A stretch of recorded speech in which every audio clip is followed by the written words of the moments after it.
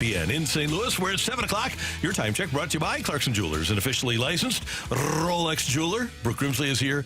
Danny Mack is here. Matthew Rocchio is here. I'm Randy Carricker. It's great to have you with us as we celebrate a Cardinal victory yesterday.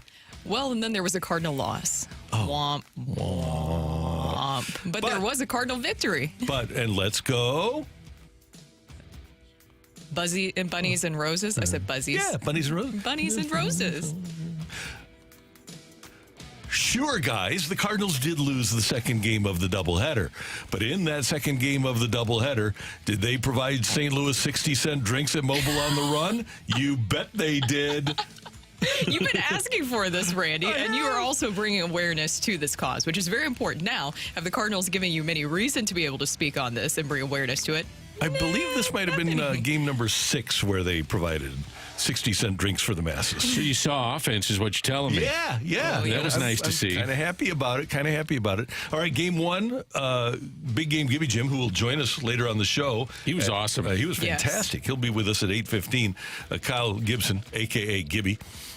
7 innings, 4 hits, 1 run. He struck out 9 and outdueled Jack Flaherty to get the Cardinals a 2-1 Game 1 win. Cardinals scoring a couple of runs in the 9th against another former Cardinal, Shelby Miller, to get the W. Kyle Gibson, we saw that swing and miss element to the game that we really haven't seen much this season. 9 strikeouts for him. The guy on the other side, who's very familiar, the old Irish over there, Jack Flaherty, he taught us the art of pitching yesterday, guys.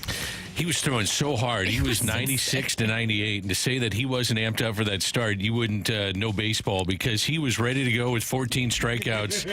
And he was amped up just a little bit. If you look at his metrics going into yesterday's start, he's actually been way better than the record would indicate and the ERA would indicate. So sabermetrically or advanced metrics, he's been much better than what people had thought. So he was awesome yesterday.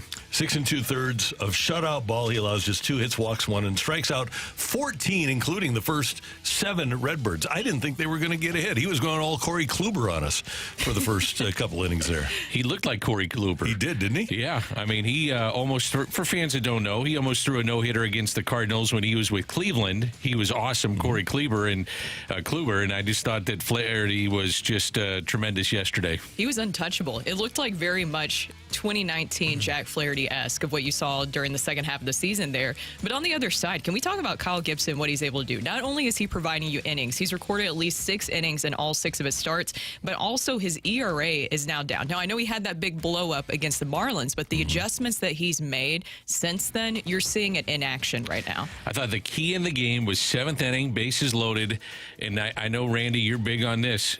Ollie stuck with him. Ollie said, hey, this is your game to win or lose, and he got out of that situation.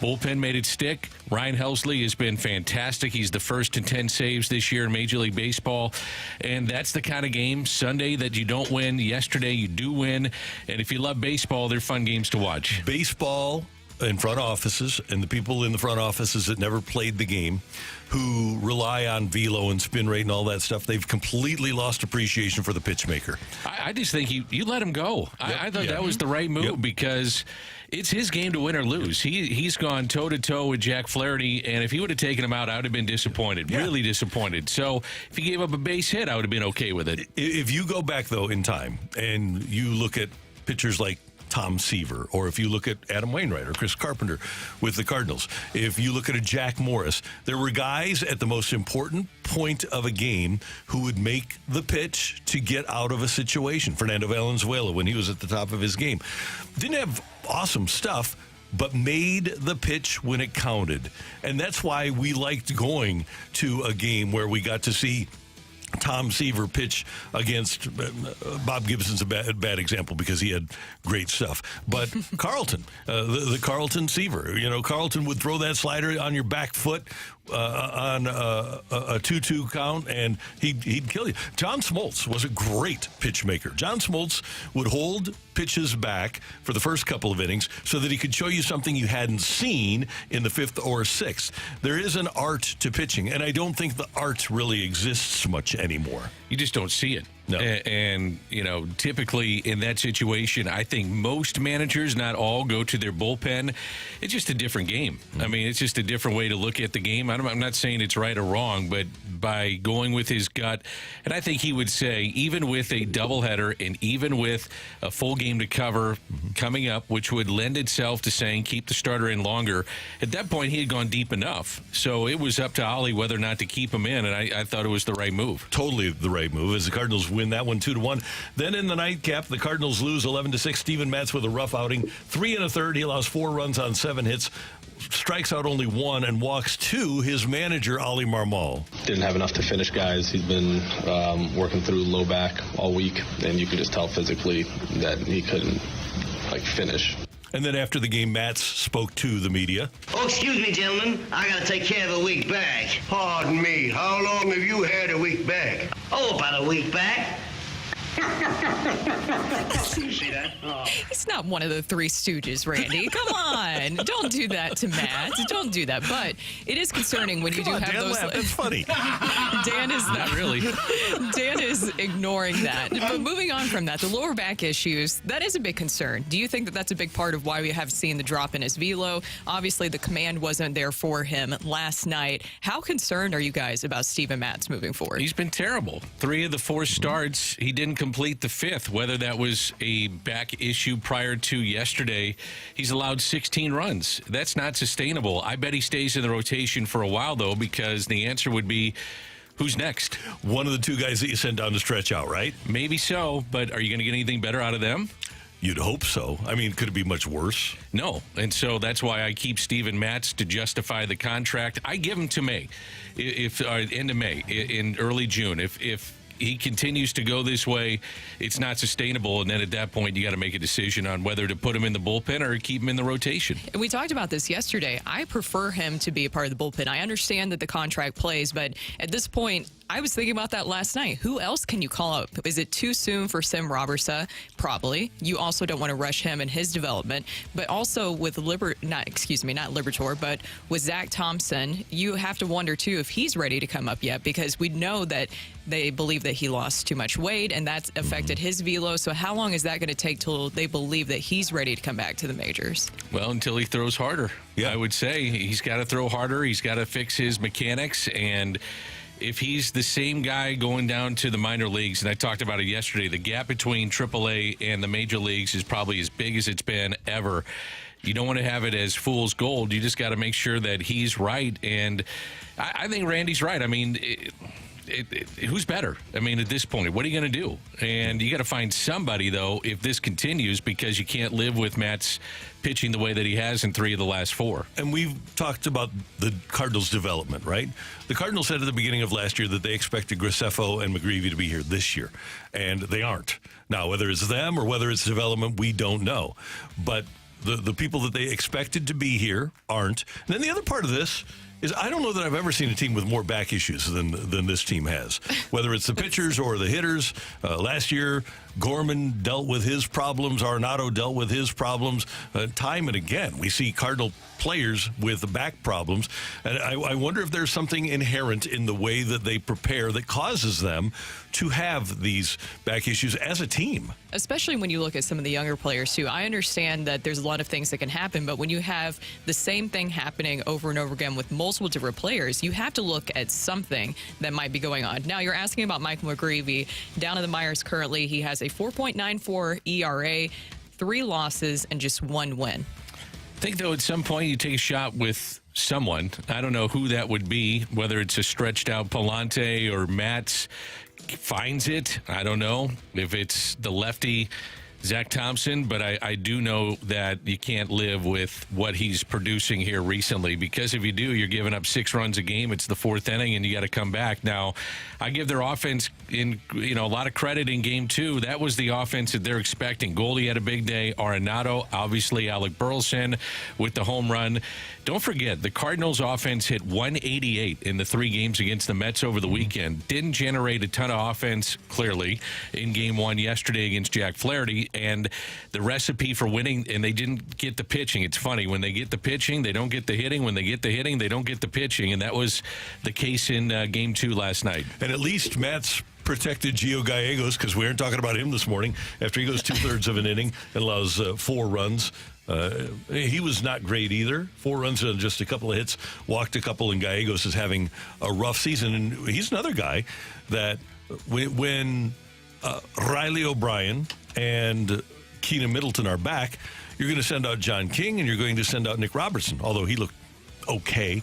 But Gallegos is still going to be here as your 8th reliever. You would think so. Speaking of relieving, I thought Matthew Liberatore, that was the best we've seen him all year. He was awesome in Game 1. And so some fans might say, why not move Liberatore, stretch him out to the rotation? I think he can be a weapon in the bullpen, and that's where I'm going to keep him. If it gets to a point of desperation, though, with Steven Matz and the back issues, I mean, he barely made it through 3 innings. How many pitches was it? 75 pitches for him to get through 3 innings. He looked rough out there. You might have to force the hand in this situation if this back issue is that big of a deal. No doubt, no doubt. Can we give, by the way, Mo some credit here? He takes a lot of heat.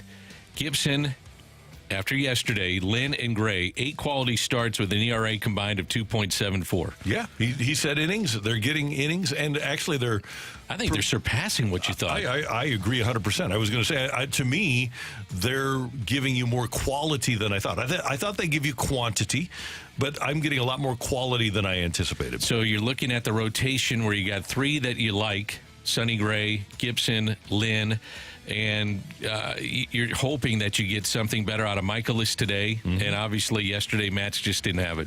Yep. Meanwhile, down in Memphis last night, Victor Scott goes 1 for 5. He's hitting 179. And Jordan Walker, 1 for 5 against Charlotte. And Adam, we talk about starting pitchers. Adam Kloffenstein, who they got last year, he was in the Toronto deal, right? The Hicks. Well, there were so many of them. I think he was in Toronto's system. He goes 5 innings, and his earned run average is now 5.93 after he allowed 4 runs. Did Dylan Carlson play yesterday? I believe he did. Check the DC3. He sure did. 0 for 1 with a couple of walks. Okay. He's got to be coming, I would think, pretty soon. You would think so. Did you guys see Tink Hence last night, by the way? 7 innings from him in the minors. He looks really good. When do you think that we could see his timeline? Now, I'm rushing this a little bit. Do you see him at some point this season? Wouldn't be beyond the Cardinals to have a guy skip AAA. Well, I could see him in the second half. If they need a bolt of some type of energy or a guy with an arm that is competing well and the peripheral numbers are good, I can see him making some type of impact with this club. Hockey, the Hurricanes advance. They eliminate the Islanders with a 6-3 win last night. Avalanche eliminate the Jets. The Avs are pretty good, and they win to eliminate Winnipeg 4-1 in the NBA playoffs. All games that cause series to go to a Game 6. Magic over the Cavs, 103-104. Pacers fall to the Bucks, 115-92. Bucks won without Giannis and without Dame Lillard, and the Sixers with a 112-106 crazy overtime win over the New York Knicks. It is Wednesday, it is Hump Day, and it is Ask Uncle Randy Day here on the opening drive.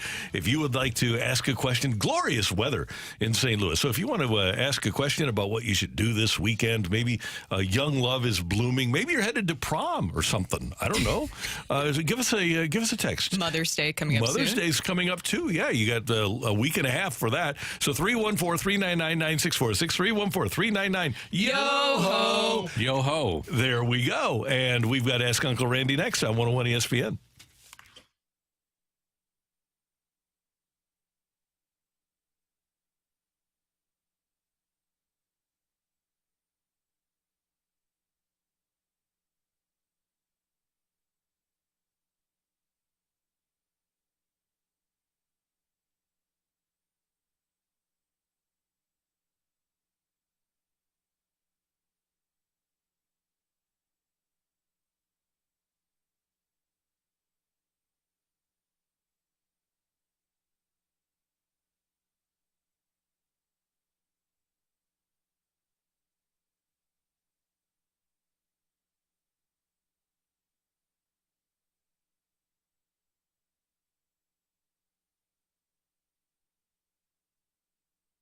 Hey, if you need gutters, St. Louis' #1 gutter company is gutterpros.com. Go to their website, and there's a window right there. When you go to their website to get a free estimate, they'll come out to your house anywhere within a 50-mile radius of your home, and they'll give you a great estimate, and they're not going to pressure you. They're not going to say, okay, we've got this offer today, and it won't exist in 24 hours.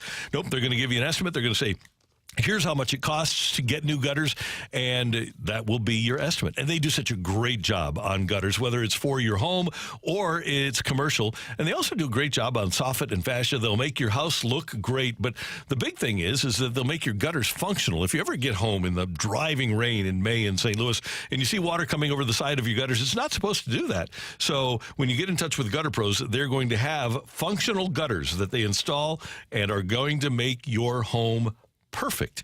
Water goes where they tell it to go at gutterpros.com. A+ rated by the Better Business Bureau, 4.9 out of 5 stars on their reviews. If you need new gutters, you need to go to gutterpros.com.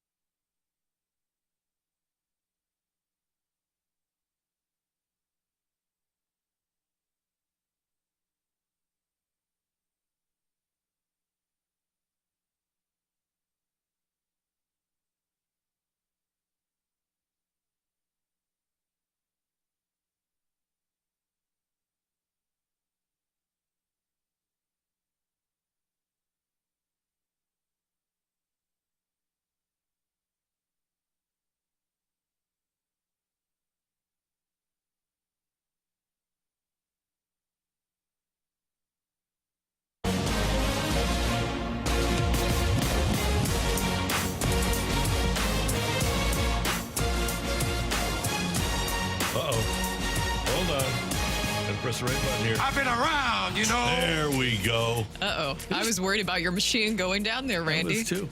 So, Matthew, should we tell him about the machine? I mean, there's no issue yet.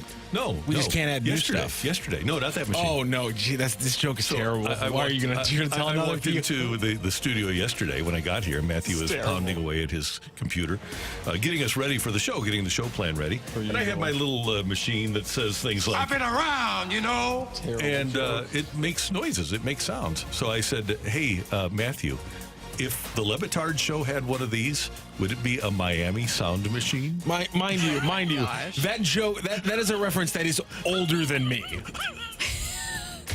I thought it was funny. That is a reference from the late 80s. That reference is older than me. The rhythm is going to get you. Oh, jeez. Okay. What do we have? By the way, for people who are younger, the Miami Sound Machine is Gloria Estefan's house band. Hence the reference. For anyone below the age of like 38 who has no chance of getting that reference unless you somehow pick up a cultural reference along the way, like I did. Dear Uncle Randy, I broke off an engagement after 2 years as she appeared to only be after me for money. She's wanting to get back together and is willing to sign a prenup and continue employment. Should we tie the knot? Should I reconsider being with her or move on? I would say that you have probably lost trust in her if she was only into it for the money. So I would suggest that you move on and find somebody that you really love. Wow, that was a lot to unpack there. It was. I'm just trying to figure out what all is going on. Okay, so I would be curious to know, and this person can text back in, how you knew that she was in it for money. What was she saying? Was she saying, I need all these different financial things? Because then if she's coming back into it, even with the prenup, I would be worried about what exactly that's going to mean moving forward. If there was a point at which the relationship wasn't about true love, then that's the issue. Yeah, right. Exactly. It Hard has to to be go more back. than that. Yeah. I understand that financial stress can cause a lot of issues in relationships and especially marriages, but you have to be with someone who will stick with you through that despite any of the financial aspects, right? If you sign the prenup, I'm back in. You're fully back in, Dan. Yeah. You know what? Then she's not in it for the money, and you give the prenup, and all of a sudden, what, Matthew? Are we If you sure? sign a prenup, you're not going to get the money. Yeah, but that doesn't mean you're not in it for the money. You just be willing to just suck up having a bad life as long as you're taken care of. Absolutely. But do you want to be with that person? Absolutely. Okay. I'm getting taken care of. I mean, but do you want to be with somebody who's only with you because you're taking care of them? Sure. That's my point. Yeah, why not? That's fair. Hey, then, yeah, go for it. Dive Yeah. back in, buddy. Yeah, I'm diving. I'm full in. They're going to sign the prenup. I'm in. I understand where you're Never going. get back together. What's that? When you break up with somebody, never get back together. Never, ever, Sever ever, ties. ever, Sever ever. ties completely. You've back never gotten back together. together. Sever with anybody. ties Oh my- completely. Good. Whoa. You're emotional about this. Sever ties completely. Oh, you want me to be in your life? I will never be in your life. Bam. Easy. My dog is obnoxious and poorly behaved with other dogs and other people, but I love her. What should I do, Uncle Randy? There are dog behaviorists. I would suggest getting in touch with a dog behaviorist. What is that? They actually teach your dog how to behave differently. It's a dog. It's kind of like. Do they have to be a puppy to do this? No. Oh, okay. You can teach an old dog new tricks. That would be my suggestion. And whether it's with other dogs or people or aggressiveness, number one, if you don't desire having the dog around other dogs or people, then and if you love it and it loves you, then by all means, just keep things the way they are. But if you want to be able to put the dog into social settings, just get in touch with one of the great trainers in the metro area. If you get in touch with our friends at Duo Dogs, for example, just call and say, hey, can you connect me with a dog behaviorist? They'll be able to help you out. I like that. I like that they also love their dog. Yeah, me too. And the other thing is you have to commit to it. You can't Yeah. expect somebody else to train your dog. And I know a lot of people send their dogs out to have them trained. But if especially in a situation like that, you want your dog to be more social. You have to be part of the process to get it to be more social. We sent Stevie to training for a few weeks, and then we continued the training at home, and it worked out well. Yeah, see? She's a very well-behaved, good girl. Yeah, and see, but that was just regular training, right? It wasn't because Behavioral? Yeah. Oh, yeah, she wasn't doing anything prior, but the trainer works with all types of dogs, Okay. older, younger, anything like that. Yeah. It's basically what trainers need to do is train people. Isn't that the truth? Uncle Randy, my sister-in-law is getting married this weekend. My wife is in the wedding. Can I use our 1-year-old daughter as an excuse to leave early? Yes, you can. I don't think it's going to be an excuse, is it? Well, it's Probably be a pretty legitimate reason. excuse, right? It's a reason, yeah. Yeah. If you show up, here's the thing. Okay, let's be real here. Brooke, if I don't show up, you're going to have how many people at your wedding? About roughly a couple hundred? 130. 130. Wow. Yes. Okay. Is that big? I think so. I don't know for sure though. It just People keep sounds telling big. me it's small. And I was Okay, like, probably okay. small then. My Yeah. question is this: if I'm sitting off to the side on the bride's side, if I'm sitting off to the far side of the bride's side, do you think you'll even notice if I'm there? I am going to make sure that I lock all the doors so then you're forced to say goodbye to me before you leave. No, I'm kidding. I'm not going to notice. And here's a way that maybe you could also win Father of the Year. So I'm assuming this person has a babysitter hired. You'd say, look, it just really means a lot to me to be able to tuck in our daughter or child. I think they said daughter or child. Daughter, yeah. Yeah, daughter. Every single night, I want to make sure I can go home and do really that. ham Everyone it will be up. like, Oh, put on a performance. I like this. yeah. But the other thing is, it sounds to me like this is the wedding, not the reception. But if you miss the wedding, because you will notice, because you walk around and you want to see everybody at the reception. You're right. The wedding itself, though, I don't think anybody notices. Here, you play it smart. You use the kid to get out of the wedding. Yeah, exactly. That's what I'm And saying. then to get out of the reception at a reasonable time. You maybe you burn only 3 hours of your total day there instead of like 8. And you only have so many years to play that card with the kids. So take advantage of it now. Randy, you sound like a veteran of this move. To me, it's easy. You just show up, then you go to the wedding party and just say, "Oh my God, this is great. This is unbelievable. You guys are married," but you do it early. Yeah. So you've already done the appearance, and then you just duck out. Exactly. St. Louis, this is veterans giving you advice. This isn't just people who are just throwing darts at a wall. This is veterans giving advice right Duck here. out. No big deal. You guys have never Irish exited anything. Yeah, Dan McLaughlin's never an Irish exited before. Is What's that an like Irish quick? exit? Where you don't What say I- goodbye, you just Oh, yeah. leave. The Irish You just goodbye, kinda- baby. I'm out.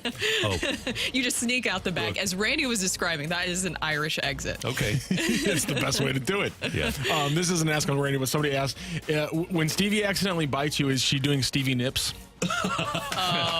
That's hilarious. Yes. That's well done. Yeah. Should we, Very well done. should we even do that? Should we just give them the Bud Bash tickets later today? Just wrap it up right there. That's all we play. need. Yep. Dear Uncle Randy, I'm playing in a golf tournament this weekend. If we start at a par 3 and I have to take a breakfast ball and it goes in, does it count as a hole-in-one? You don't get the car. Okay? No. For you, though, if you've never had a hole-in-one and it's a breakfast ball and you took a swing and the ball went in, it is a hole-in-one.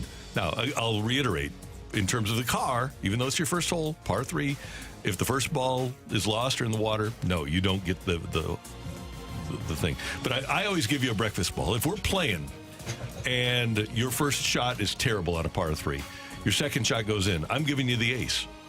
I don't think I would do the ace, even though I do a breakfast ball.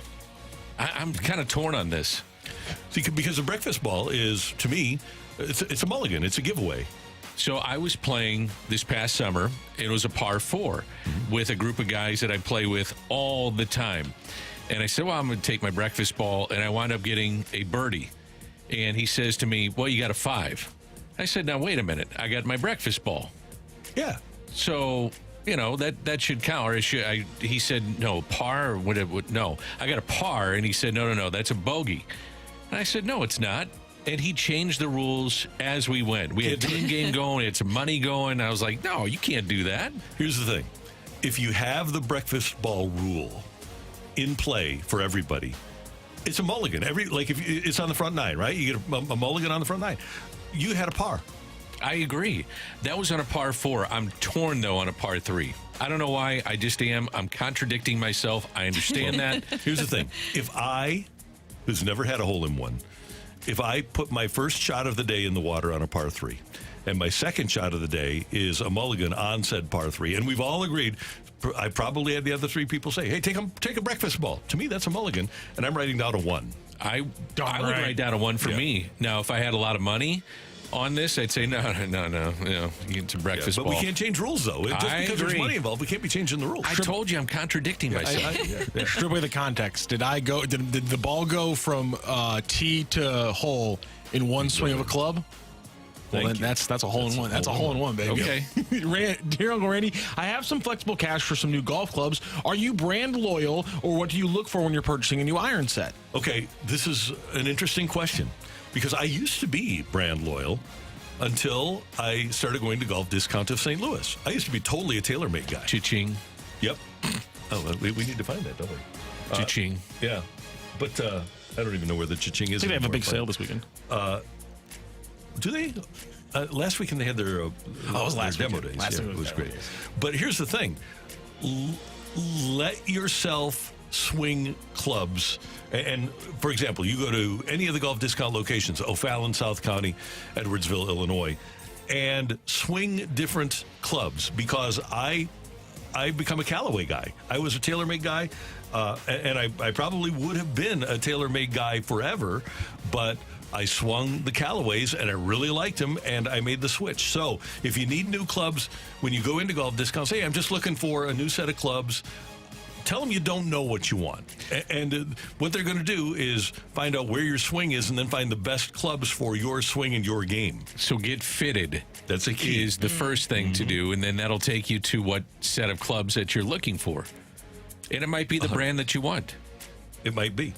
And you know what? We all want clubs that look good, don't we? It's just, we want clubs that, when we put them in the bag, nobody else really knows what kind of clubs I have. I just told you I have Callaways, but nobody knows.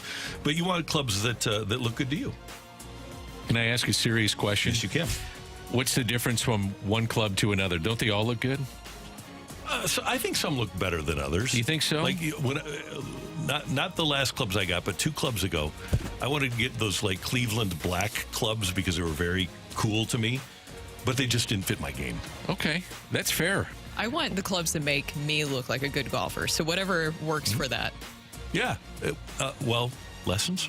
Yes, I know. I need to get back into it. I have never been more frustrated with this sport in my entire life. It's hard. It's really hard, but I'm going to get back into it after the wedding. Wonder why I that is. promise. What makes golf hard? It's the ball doesn't move. It's frustrating. It's so hard. It is. I feel And like you're right. The ball doesn't move. Yeah, I don't know. Something about it. It's just really, really tough. So I got to get back into it here soon. Matthew, you were dying over there, dying laughing. Did we say something wrong? No, or that was all off on color? me. No, it was. You can go back to YouTube and see that I had forgotten that I'd left my mic right here and on, and I. Oh, you hit went it from with your here face. to here, and I just like slapped I enjoy just it. slapped my face with the I mic. enjoy seeing So you can it. go I back to thought it was YouTube and funny. just see me just whacking myself with the mic in the face with it on, so you get a nice little audible boom and pop with it too. Some nat sound.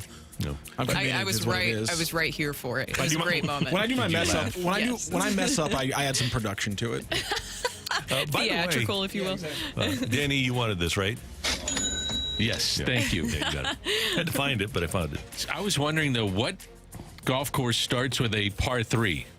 I think he was talking about a tournament, shotgun start. Oh, okay.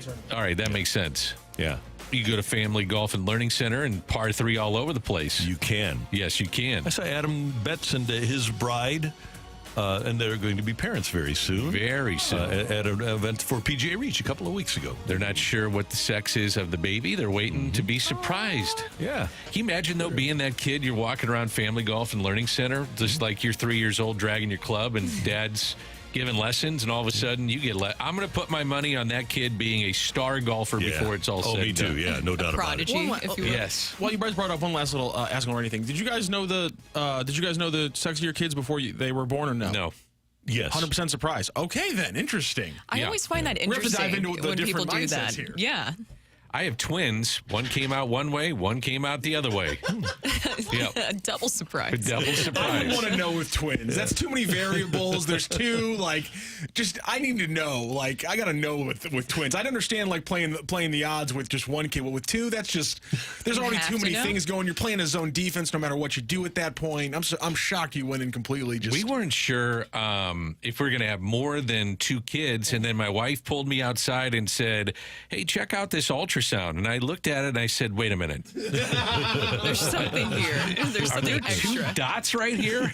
She said, "Yep," and I almost passed out. Seriously. Thank you, Matthew. Thank you, Randy. Thanks very much for your text to Ask Uncle Randy. Coming up, there is 1 month under the belt of MLB in 2024. Some of the first month storylines coming your way next on 101 ESPN.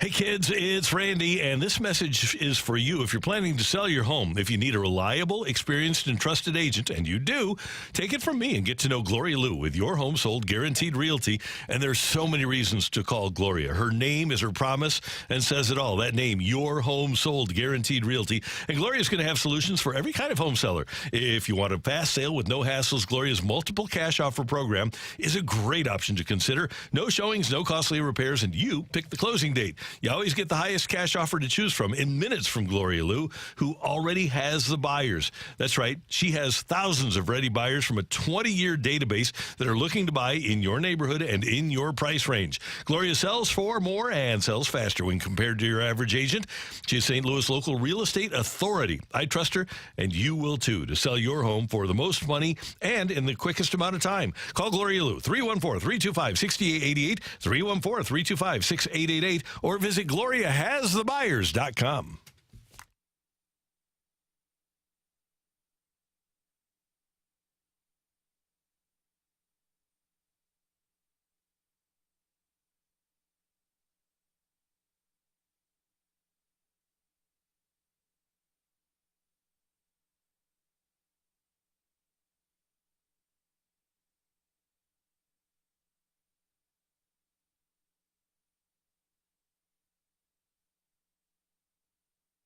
Hey everyone, this is Brooke for the Face and the Body Spa and Salon. Mother's Day is quickly approaching. By the way, guys, it's May 12th, and I have the perfect gift idea for you guys to win Mother's Day, and that is a gift certificate to the Face and Body Spa and Salon. To me, gift cards are never a bad idea because then the mom in your life, she gets to pick out what she wants to do. Maybe one day she's feeling like she needs to get her nails done, or maybe another day she wants to get a massage or a facial. And with 6 area locations, the Face and Body Spa and Salon is easy to get to, one near her. And it's also a one-stop shop for all things self-care. I actually went by the Brentwood location last week, and I just couldn't get over how big their location is. They really do have everything. With that gift certificate, she can get her nails done, as I mentioned. She can get her hair done. She can get a facial massage. She can do that all really in one day. Or she can take advantage of their med spa packages like laser hair removal, cool sculpting, semaglutide shots. Those are those weight loss shots that everybody's talking about right now. Let her pick from the vast menu of services. So give them a call today at 314-725-8975 or go online to thefaceandbodyspa.com. It's so simple to purchase a gift certificate online at thefaceandbodyspa.com. That's faceandbodyspa.com.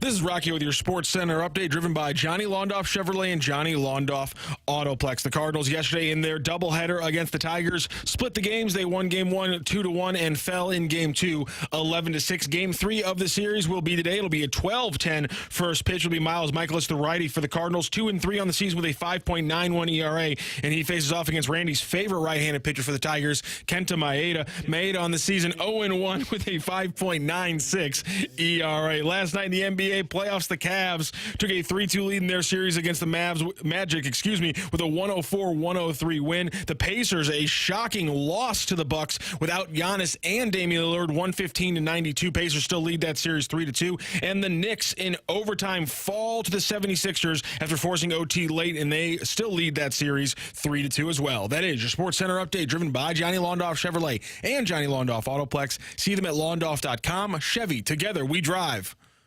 Are you kidding me?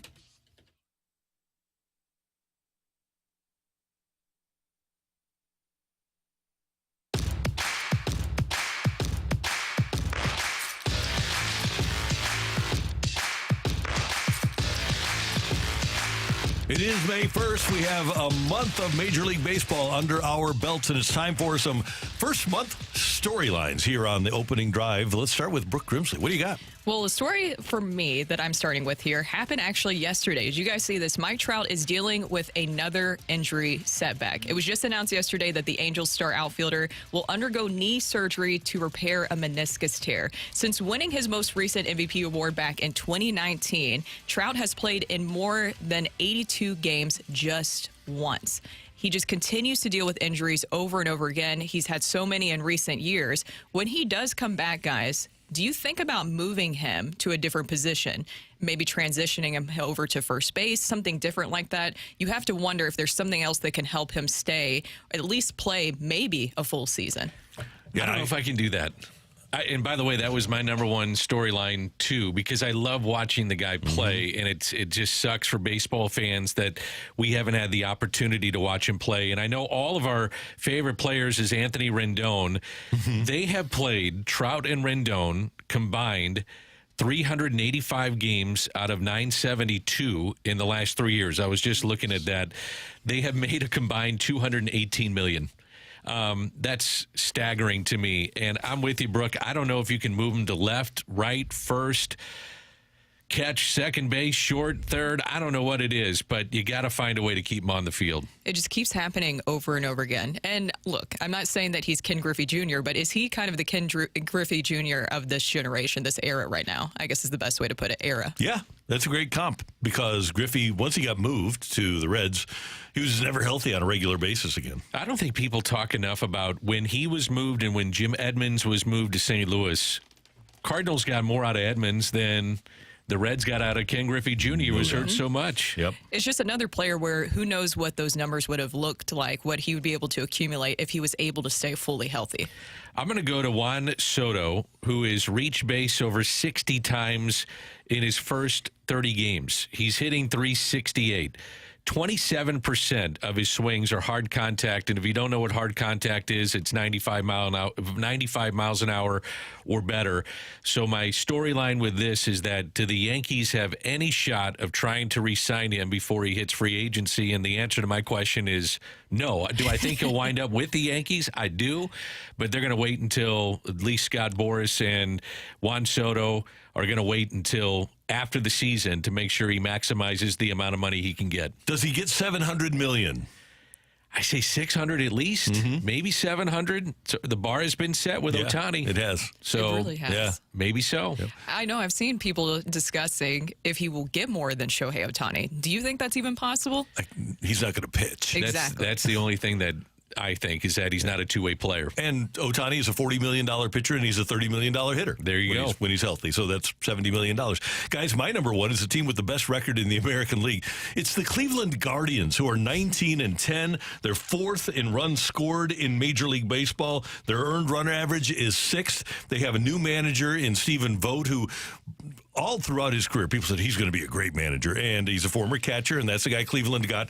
They lose Shane Bieber. They aren't getting great work out of well, they aren't getting work at all out of people that they expected in their rotation, yet they continue to forge ahead, and they always do it. I thought it was Terry Francona, but maybe it is their front office. Maybe the Guardians have the magic recipe. But if you would have told me on May 1st that Cleveland would have the best record in the American League, I would have said there's a very good chance that they have the worst record in the American League. I would have taken worst way ahead of first for Cleveland. Do you think it's sustainable, though?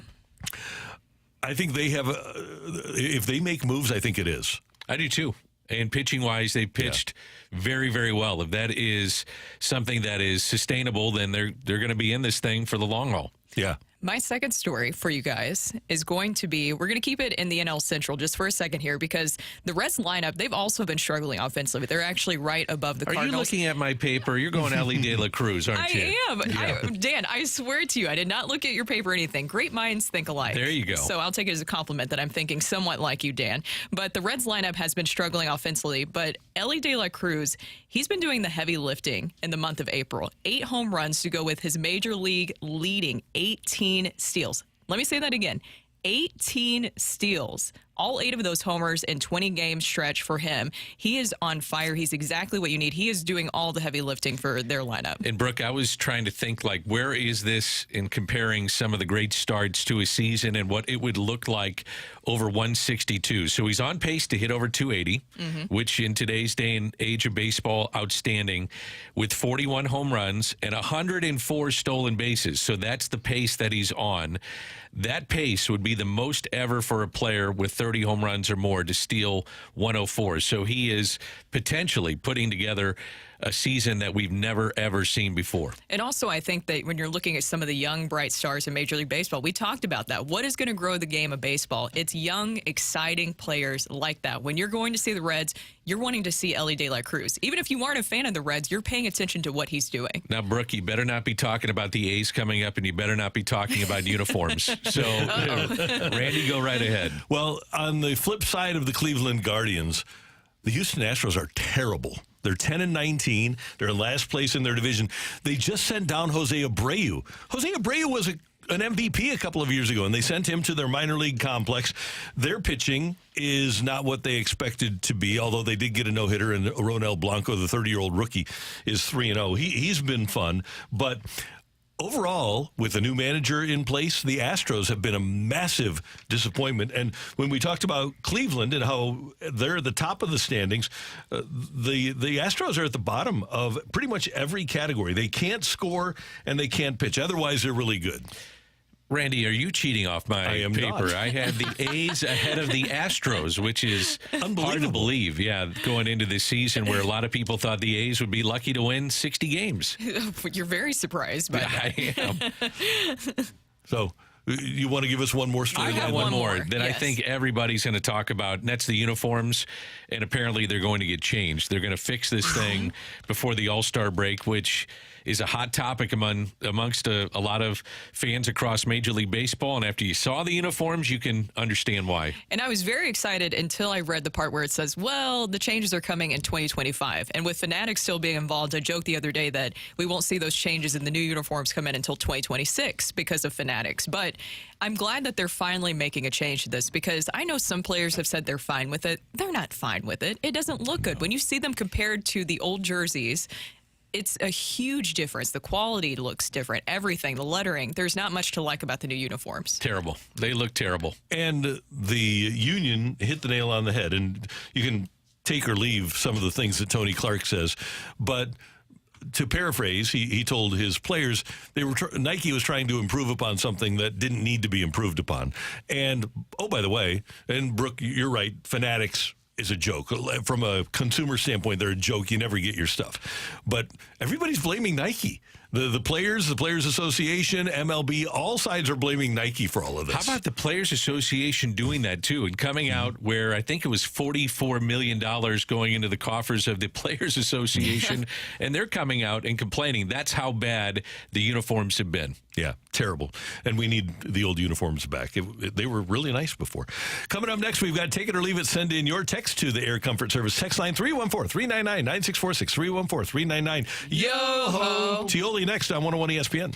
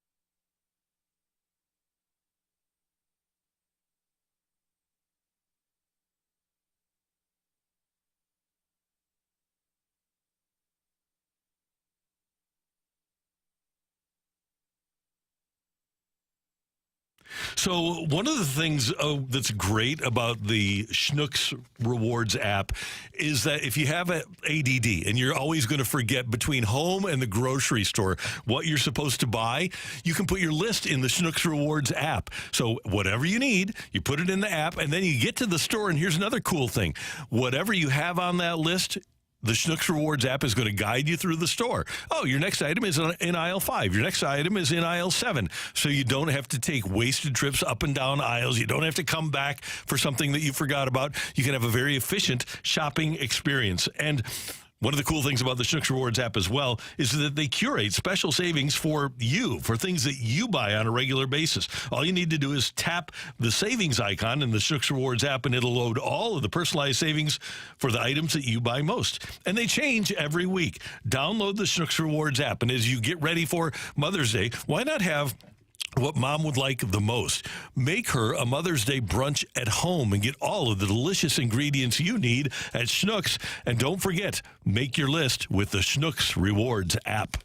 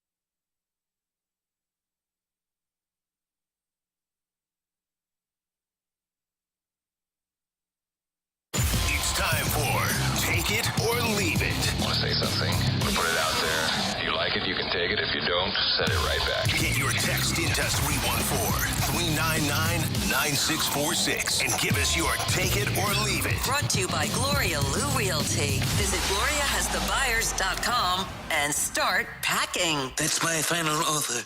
Take it or leave it.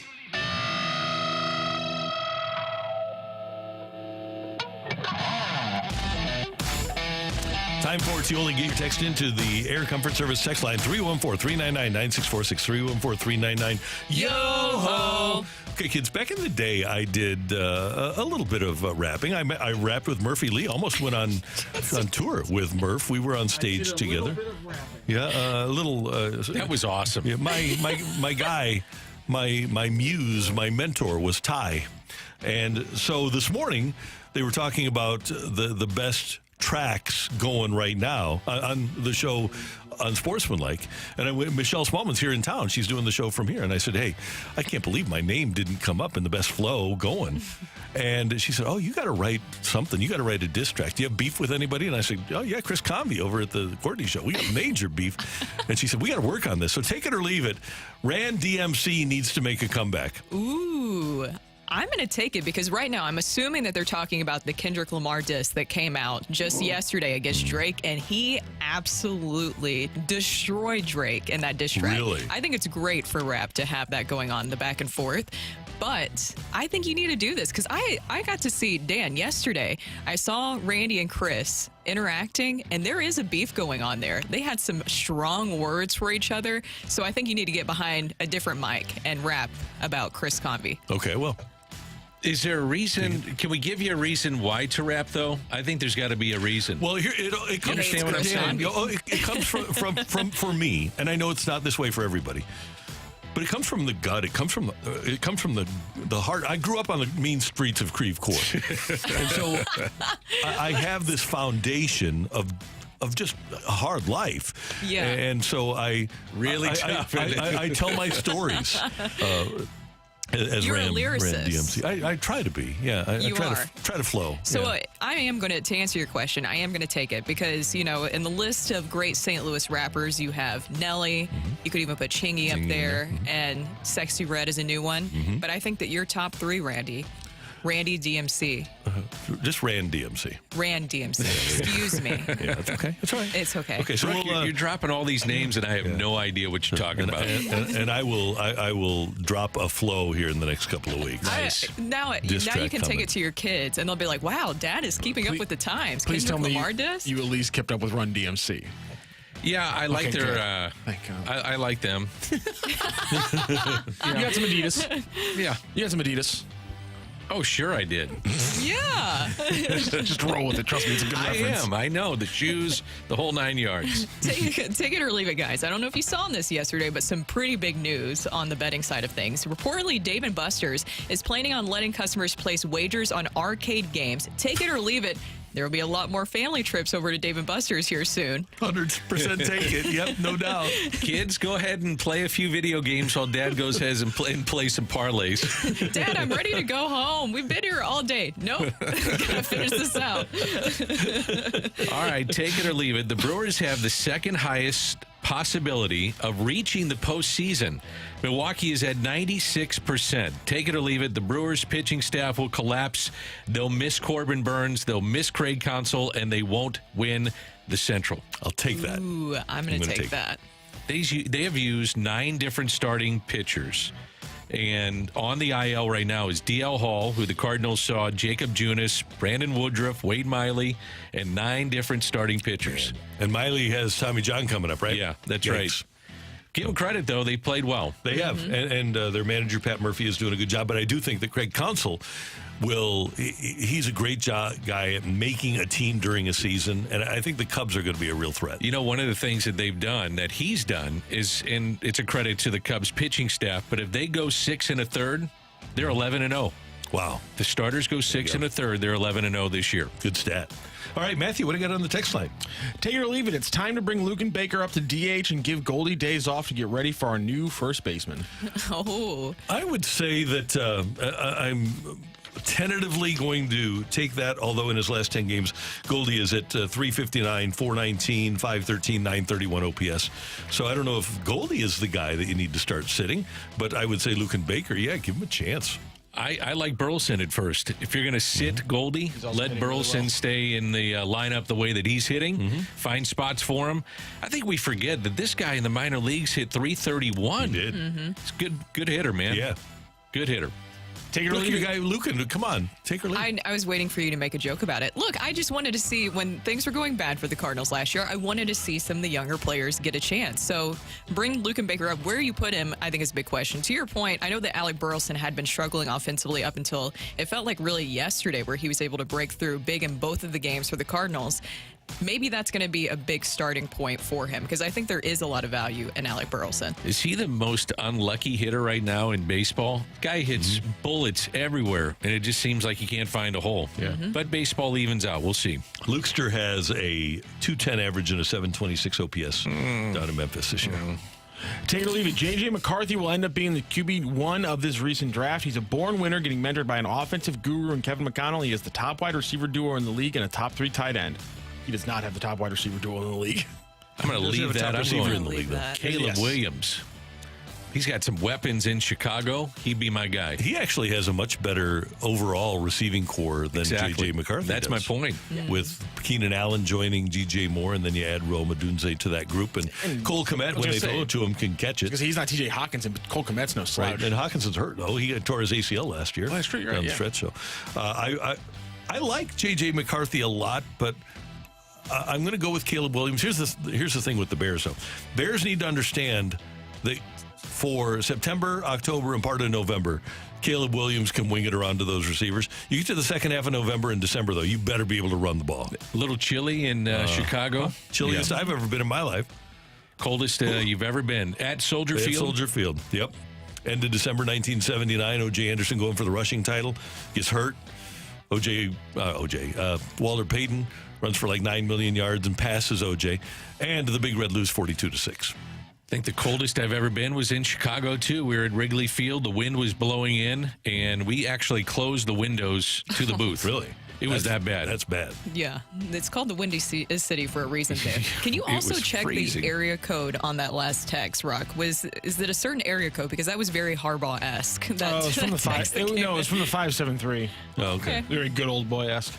Take it or leave it. The Cardinals fail to have a player hit 20 home runs this year. I'm going to leave I'm that. going to leave that. Yeah, I'm going to leave that too. That'd be insane. That Yeah. would be terrible. Well- That would be terrible. Arenado's going to finish with 20. Goldie's going to finish with 20. So your big boys are. You're going to.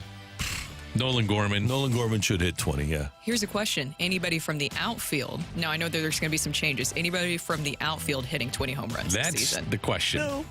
I don't see that happening. No. It didn't happen last season. Tyler O'Neill? Would you Well, include... not the current Cardinals, Randy. Oh, sorry. How about if Burleson gets a run in the outfield? You think he could hit 15 to 20? I think he could. Yeah, I don't know that he's a home run hitter. I do think he's a doubles hitter, though. I think he's a nice... He's the kind of hitter that I would like to have.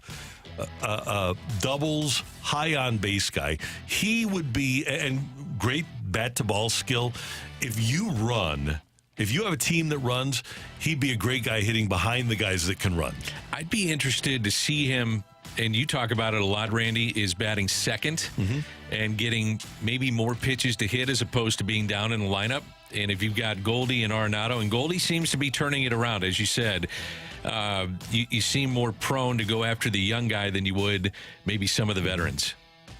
Is that it? Okay, we're done. What are you looking up over there? Are you looking up the history of? Well, someone from the 314 texted in. It's the Windy City because of politicians, not the wind. There's multiple layers to that. It is also because of the weather. Well, and also it's not the wind isn't because of the lake. It's because the skyscrapers create wind tunnels. Still cold. That's why they're like you can get caught on certain streets where it just feels like you're in like a vortex. Is because the winds create this tunnel effect. I am aware that the politician part is involved, but also it is cold there and quite windy. It's on the edge of a lake. What do you expect? Brooke, you're 100% on it. We're going to talk to Kyle Gibson at 8:15. But coming up, yesterday we were concerned about what the doubleheader would do to the Cardinal pitching staff. What did it do? That's next on 101 ESPN.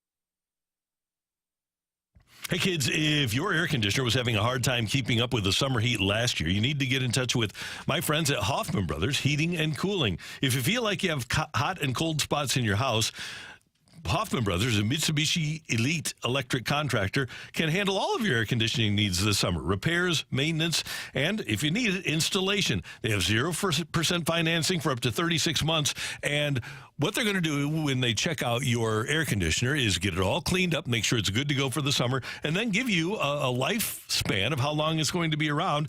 And we found that out a couple of years ago. Hey, you're going to need new air conditioners next year, so you better be ready for it. And we were, and we got new air conditioners from our friends at Hoffman Brothers. You can give them a call to make your appointment at 314-664-3011 or go to hoffmanbros.com. Hoffman Brothers, a proud Mitsubishi Electric Elite contractor and a partner of both City SC and the Cardinals, so you'll be able to be involved with the biggest sports fans in town. Hoffman Brothers, heating, cooling, electrical, and plumbing. Again, a proud Mitsubishi Electric Elite contractor.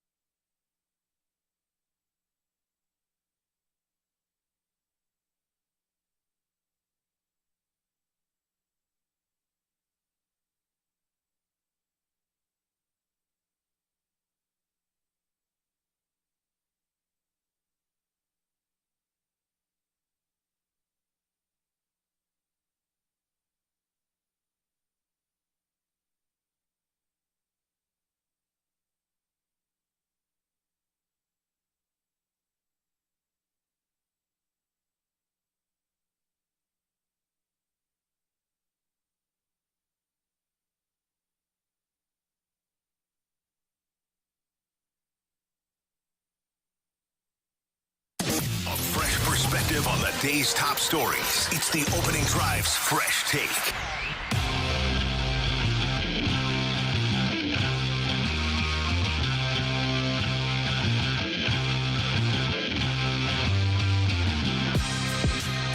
In St. Louis, your time check brought to you by Clarkson Jewelers, an officially licensed Rolex jeweler.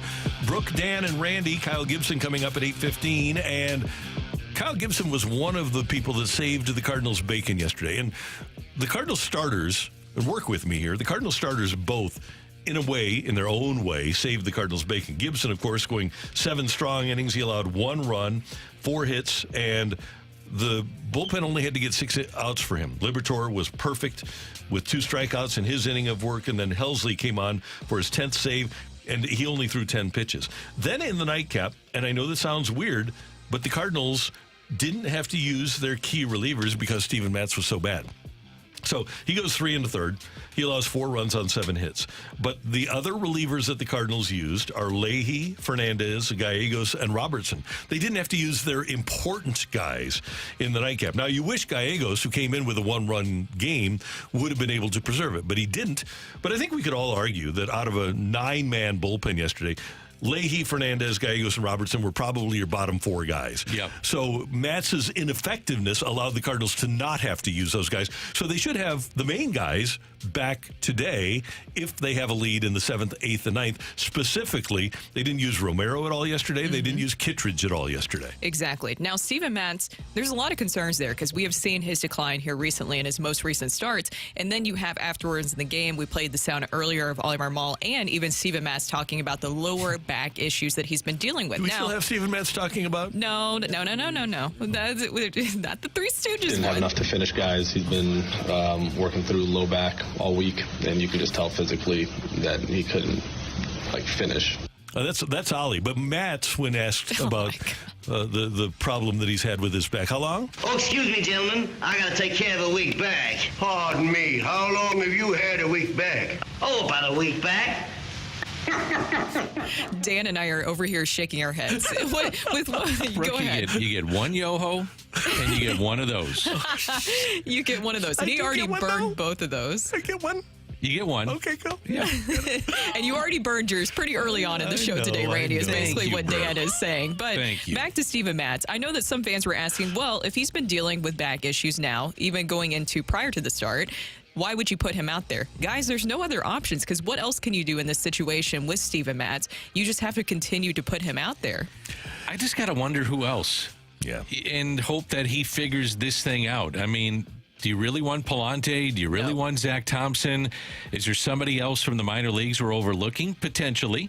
But I just think that you let this thing ride out. I would give him till later this month, early June, if he doesn't go on the IL. I mean, sometimes that happens too, and then you're forced into a situation to use somebody. The other part is we posed the question, what happens in the doubleheader? Honestly, I think it's the best case scenario. Although you split and you'd rather win 2, it's very, very tough to sweep a doubleheader. I don't care if you're at home, on the road, it doesn't matter. At the major league level, for whatever reason, it's just very hard to sweep a doubleheader. I think this is probably the best case scenario. I think you can come back with Helsley.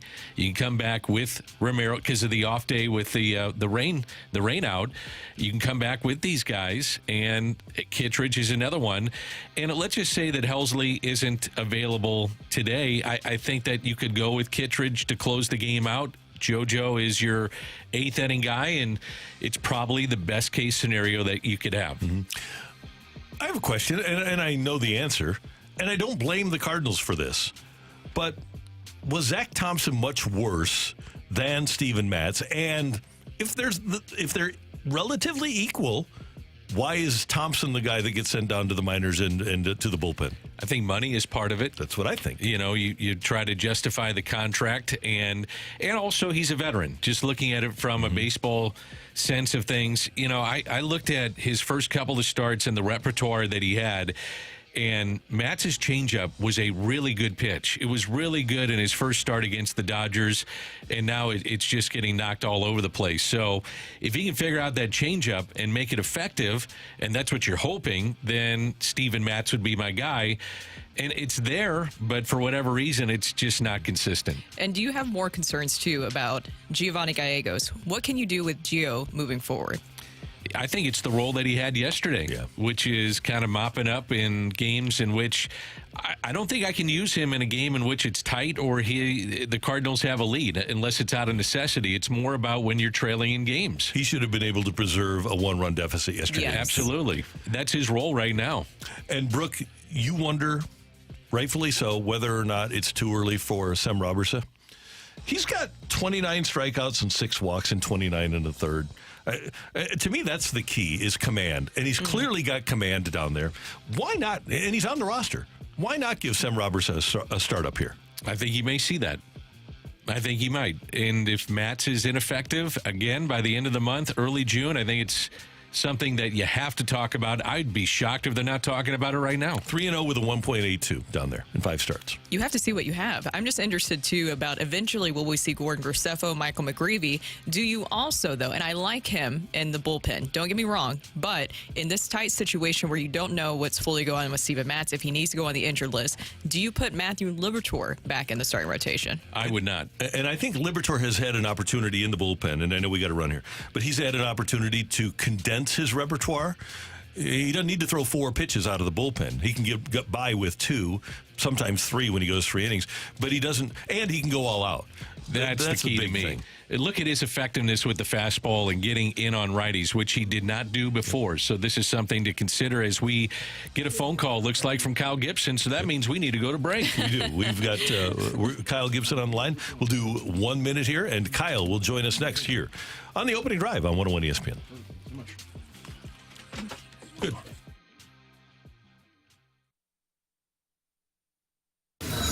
101 ESPN is proud to sponsor this year's Swinging for Impact event on Sunday evening, May 19th at Topgolf, hosted by Big League Impact. Ever dreamed of golfing with your favorite St. Louis Cardinals player? Join Kyle Gibson, Tommy Edmonds, Steven Matz, Matt Carpenter, and more for an evening of camaraderie and competition alongside your favorite players, all in support of Big League Impact. Get the details on this year's Swinging for Impact.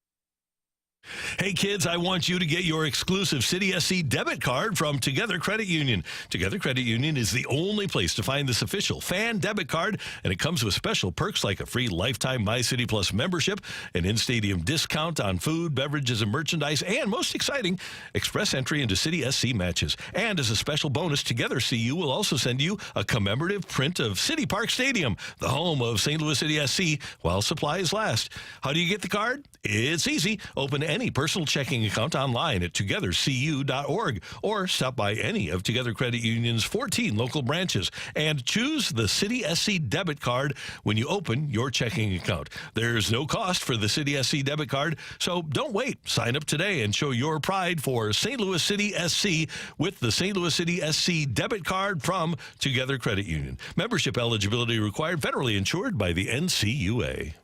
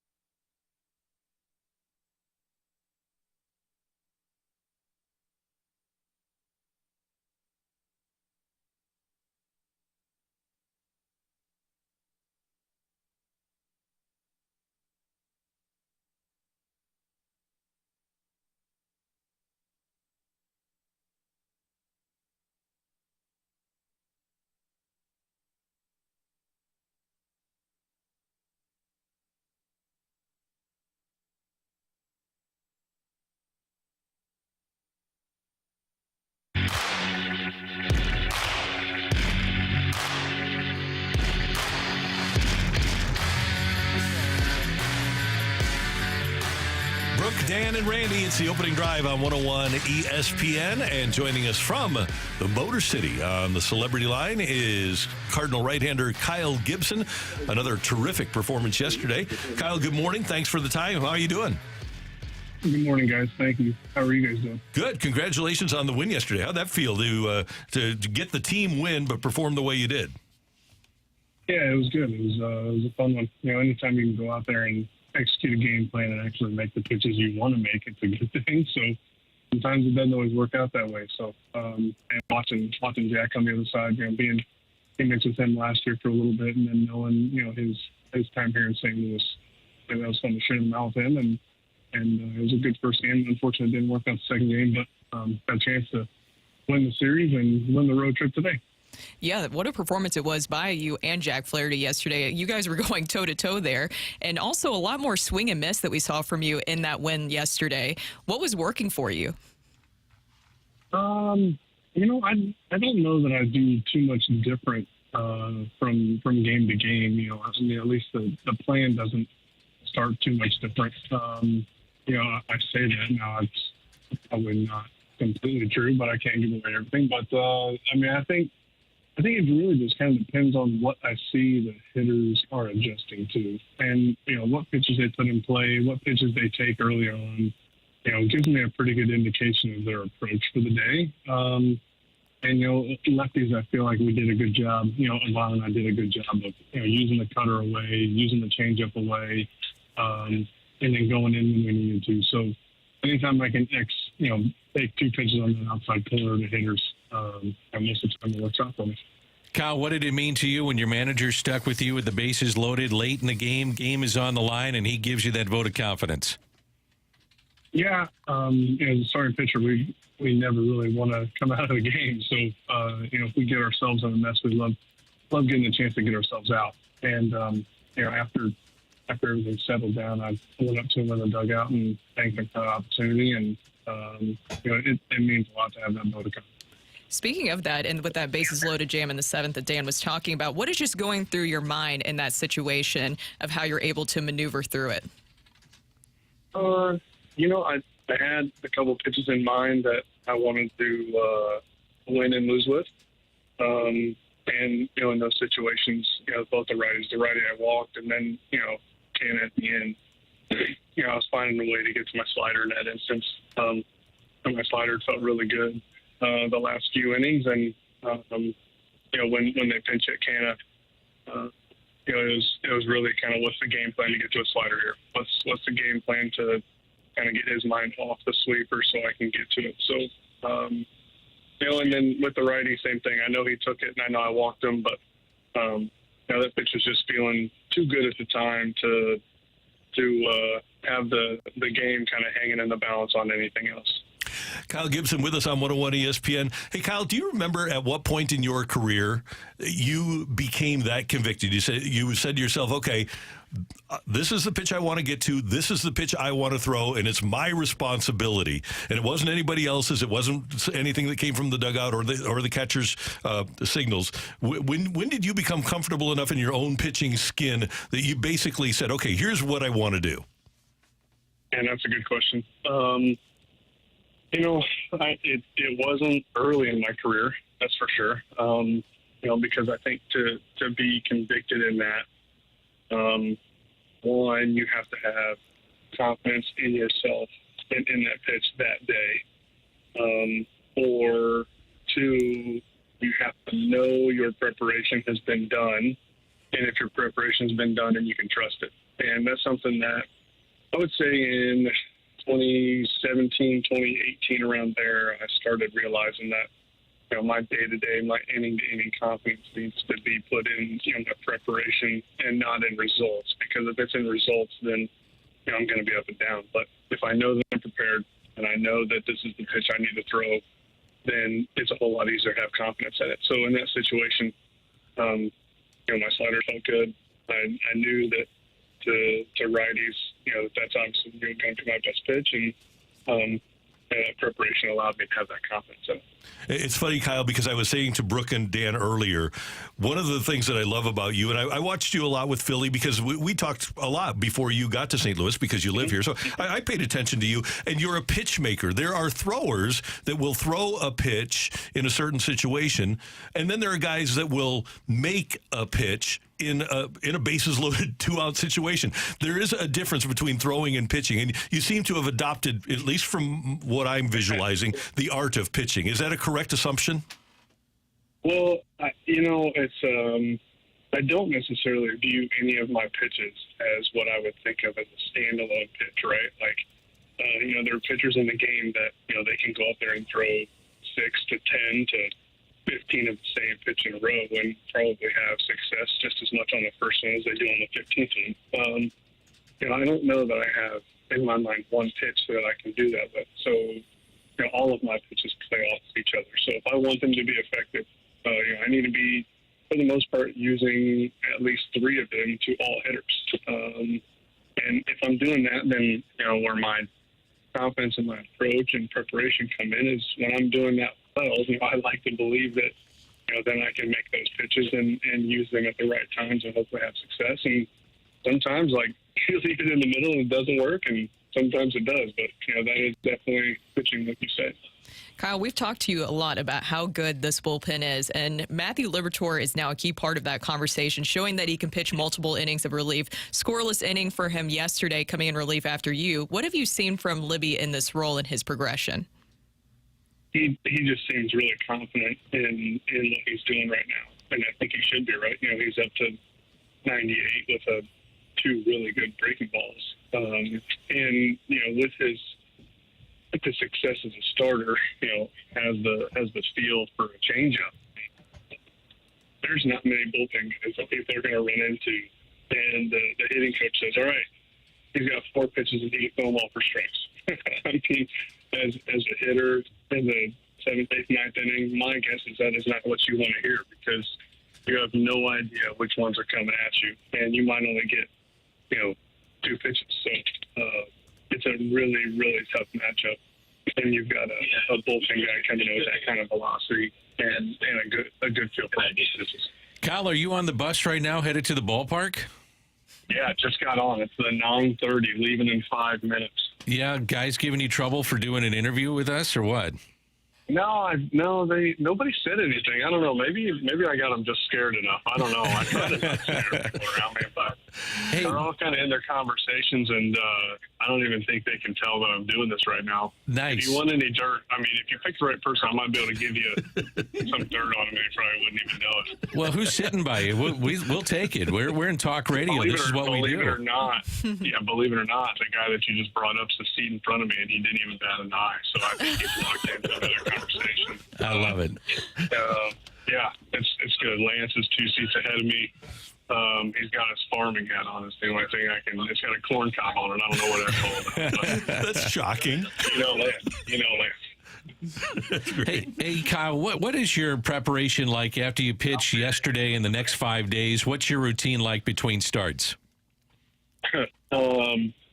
Normally, depending on how I feel that first day, which most of the time isn't great, it's trying to take, 3 days to feel good for a bullpen. And then as long as I feel pretty good on the bullpen day, then I'm not too worried about the next couple of days, but really trying to rest and recover. And I won't do too much today. I won't throw. I might not even, get too loosened up, really. I'll get the arm moving a little bit and see the soft tissue specialist here, but probably won't do a whole lot. Probably try to rest and give the body a chance, because I started not throwing at all the day after I pitched, probably 6 or 7 years ago, and it works on 32 extra off days a year for me. So I feel like that's been pretty big for my arm recovery.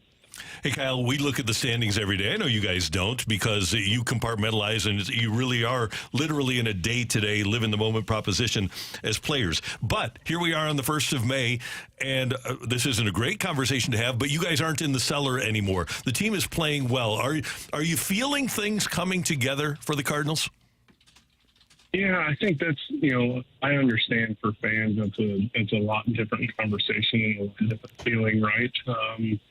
And it probably is a little bit, more frustrating to even think that we don't necessarily look at the standings. But, until you get to, 100 games in, 110 games in, you can have a whole different team on the field from April to May to June, and then it come together at the right time, and all of a sudden you just flip in the standings. So we feel really good about where we're at as a team. Obviously, we'd like to be. You always want to be first, wire to wire, be the team that people are chasing. But as a team, we feel really good where we're at.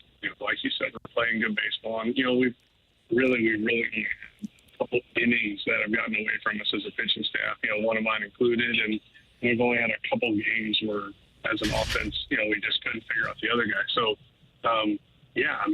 we're really confident about where we're at, because when you have a great bullpen and you have a great defense, then that can provide consistency for a team. Kyle, I'm curious about your delivery and how you start. It's basically starting from the stretch, and it's a very simple delivery to the plate. Have you always done that, or is that something that you learned along the way? No, it's kind of morphed over the years, just a little bit. I used to, I've been sideways, I would say, on the mound in some fashion for a long time. But, I've sometimes over-pivoted to my right foot as I'm about to pick up my leg and go into my delivery. So as I've stood more parallel on the mound, it's kind of helped me avoid that move and trying to keep myself more alive with home plate. I got a lot of levers and a lot of long limbs moving everywhere, and if those things are going side to side, it's a bad deal. And that's why I brought it up. Thank you very much. Hey, Kyle. 2 weeks from Sunday, May 19th, you are going to be the host. We will be the MCs for Swinging for Impact out at Top Golf in Chesterfield, and it's a great event every year. This is your first year with the Cardinals doing it. I know you've done it previously for Big League Impact at your previous stops, but it's just a great night for fans to be able to interact with you and your teammates and raise money for Big League Impact. Yeah, it's gonna be a fun night. I know there's gonna be a lot of repeat people coming that have been there in the years past. But if you've never been, like you said, you're going to have probably anywhere from 10 to 15 current Cardinals and another, I would think 5, past Cardinals that come and enjoy the event. And this gives you a chance to kind of see us doing something different. I know that sounds kind of silly, but every golf swing looks different, and they all look different from a baseball player too. So, and then it just gives you a chance and an experience to ask questions maybe that you haven't been able to ask, and have conversations that you haven't been able to have with your favorite Cardinals. So I just found out here on the bus that Alec Biscuit Burleson is going to be there, so you can come watch him early. Or Biscuit, if you want to call him Biscuit, you can come watch Biscuit smash some. It'll be fun. Okay, we got to know the nickname. We got it. Is it a biscuit away from something? Why do we have Biscuit here? Listen, I have no idea. This nickname predates me. All I know is Burleson, Biscuit, and Barrels all start with B, and he does all these things. So I'm going with the Biscuit. All right, good. Hey, have fun. Today is just relaxed day for you. You don't even put your spikes on, do you? You just wear sneakers out there and watch the game, right? Yeah, no spikes. Sit there and cheer my backside off with the boys. Hopefully, I can a little bit. Good deal. Bring home a winner, Kyle. We'll talk to you next week, and thanks so much for the time as always. Yeah, thank you guys. Appreciate it. See you later. Kyle Gibson, Cardinal right-hander, with us on 101 ESPN. Again, Big League Impact hosting the Swing for Impact event May 19th over at Topgolf in Chesterfield. And you can go to bigleagueimpact.org. Just go to their events tab, and you can get tickets for $250 or $400 for a pair of golfers. And that includes golf with a Cardinal player, food, and 3 drink tickets for beer and wine, a cash bar available, cool silent auction items, and more. And you'll have the opportunity to support Big League Impact, founded by Adam Wainwright, and does amazing things not only in the St. Louis community, but around the world. That was breaking news. Biscuit. Biscuit, yeah. We got a new nickname from him. I've never heard of that before. Barrels. Biscuit, Barrels, and Burley. So I like Barrels. He barrels up a lot of balls. He does. Barrels. Kyle's great. I love having Kyle on the show. Yeah, he's been very awesome. Insightful. Yep. Yeah, looking forward to having him all season long. The fight is coming your way next. Matthew, do we need a new fighter? Yeah, you got to win last time, Randy. So if you'd like to fight against me, all you need to do is text in 314-399-9646, 314-399-YO-HO. With your name in the word fight, maybe you will fight me next on 101 ESPN.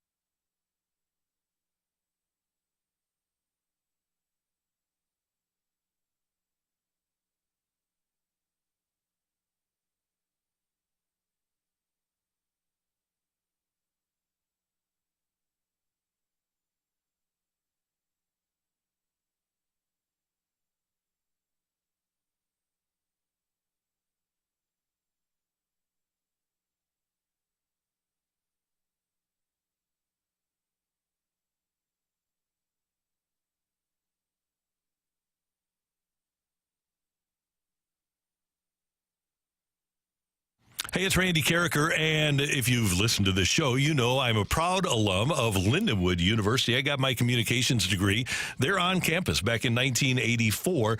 But now you can advance your career with Lindenwood's online program. Flexible, accessible online learning. You can choose from over 35 industry-relevant degree programs, including options for military students. And you can learn more online at lindenwood.edu.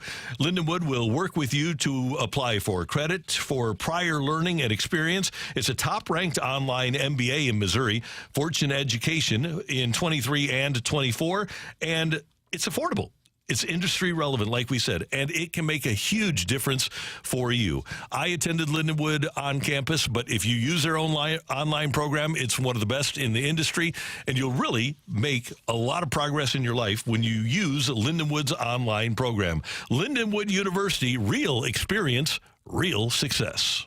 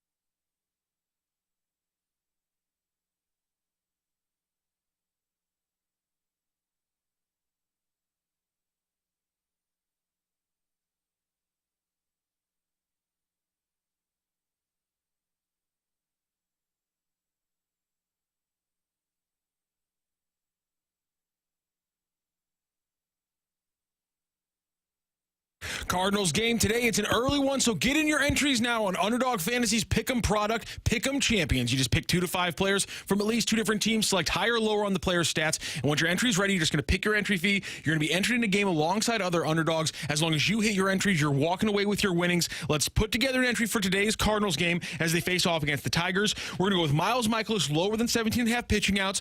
Very studious use of the bullpen last night. They have plenty of people left in the bullpen to use today. I don't think they're going to try to tax Michaelis. They need to get a second win in this series. We're going to go lower than 17.5 pitching outs for Miles Michaelis. We're going to go higher than 4.5 strikeouts for Kenta Maeda. Not expecting a great start from him, but what do the Cardinals do? They strike out a little bit too much. But Paul Goldschmidt is absolutely tearing the cover off the ball, batting almost .360 in his last 10 games. So we're going to go higher than 1.5 total bases for Paul Goldschmidt. So lower than 17.5 pitching outs for Miles Michaelis, higher than 4.5 strikeouts for Kenta Maeda, and higher than 1.5 total bases for Paul Goldschmidt. That last one is a score sheet that's going to take us up to about a 7x for our winnings. Underdog, super easy to play and even easier to get started. Go to their easy-to-use mobile app or at UnderdogFantasy.com. Sign up with the promo code ROCC, and Underdog will match your first deposit up to $100. Plus, they're going to give you a mystery special pick to use on your first pick'em entry. If you add that to this that we just built, you're going to go from 7 to about 12, 11x on your entry. That's Underdog Fantasy, promo code ROCC to get your first deposit of $10 more, up to $100 match, plus that special pick. Must be 18 plus in President's Day when Underdog Fantasy operates. Terms apply. Can serve your play. Call 1-800-GAMBLER. Visit www.ncbgambling.org.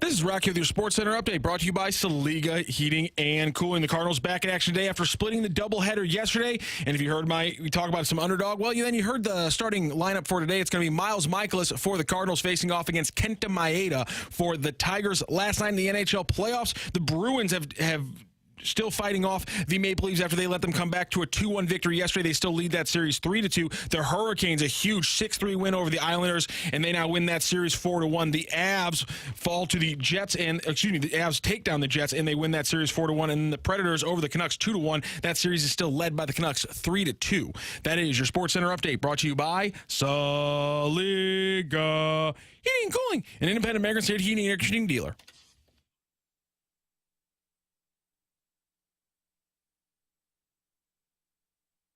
Welcome to the fight. In the red corner, Average Joe Listener. And in the blue corner, the undisputed king of morning drive. Please welcome Randy Carricker.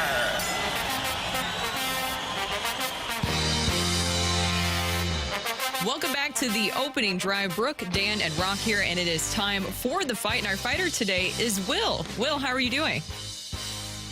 Good. How's it going, guys? Good morning. Good. Is this your first time facing Randy in the fight?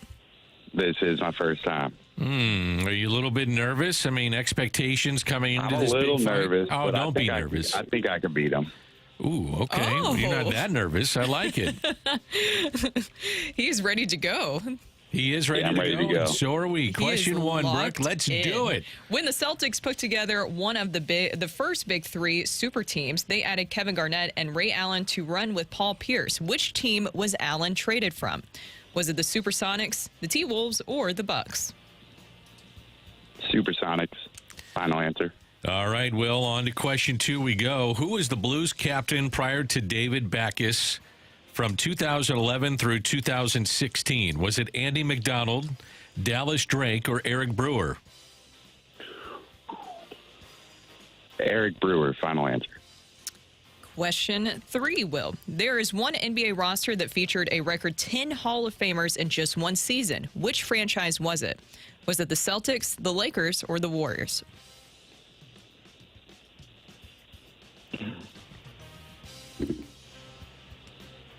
Let's go Celtics. Final answer. And on to question 4. Who on the Blues roster won the Hobie Baker Award in college hockey? Was it Colton Parayko, Robert Thomas, or Scott Perunovich?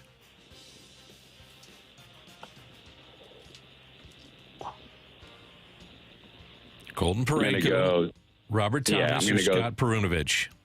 Scott Perunovich. Final answer.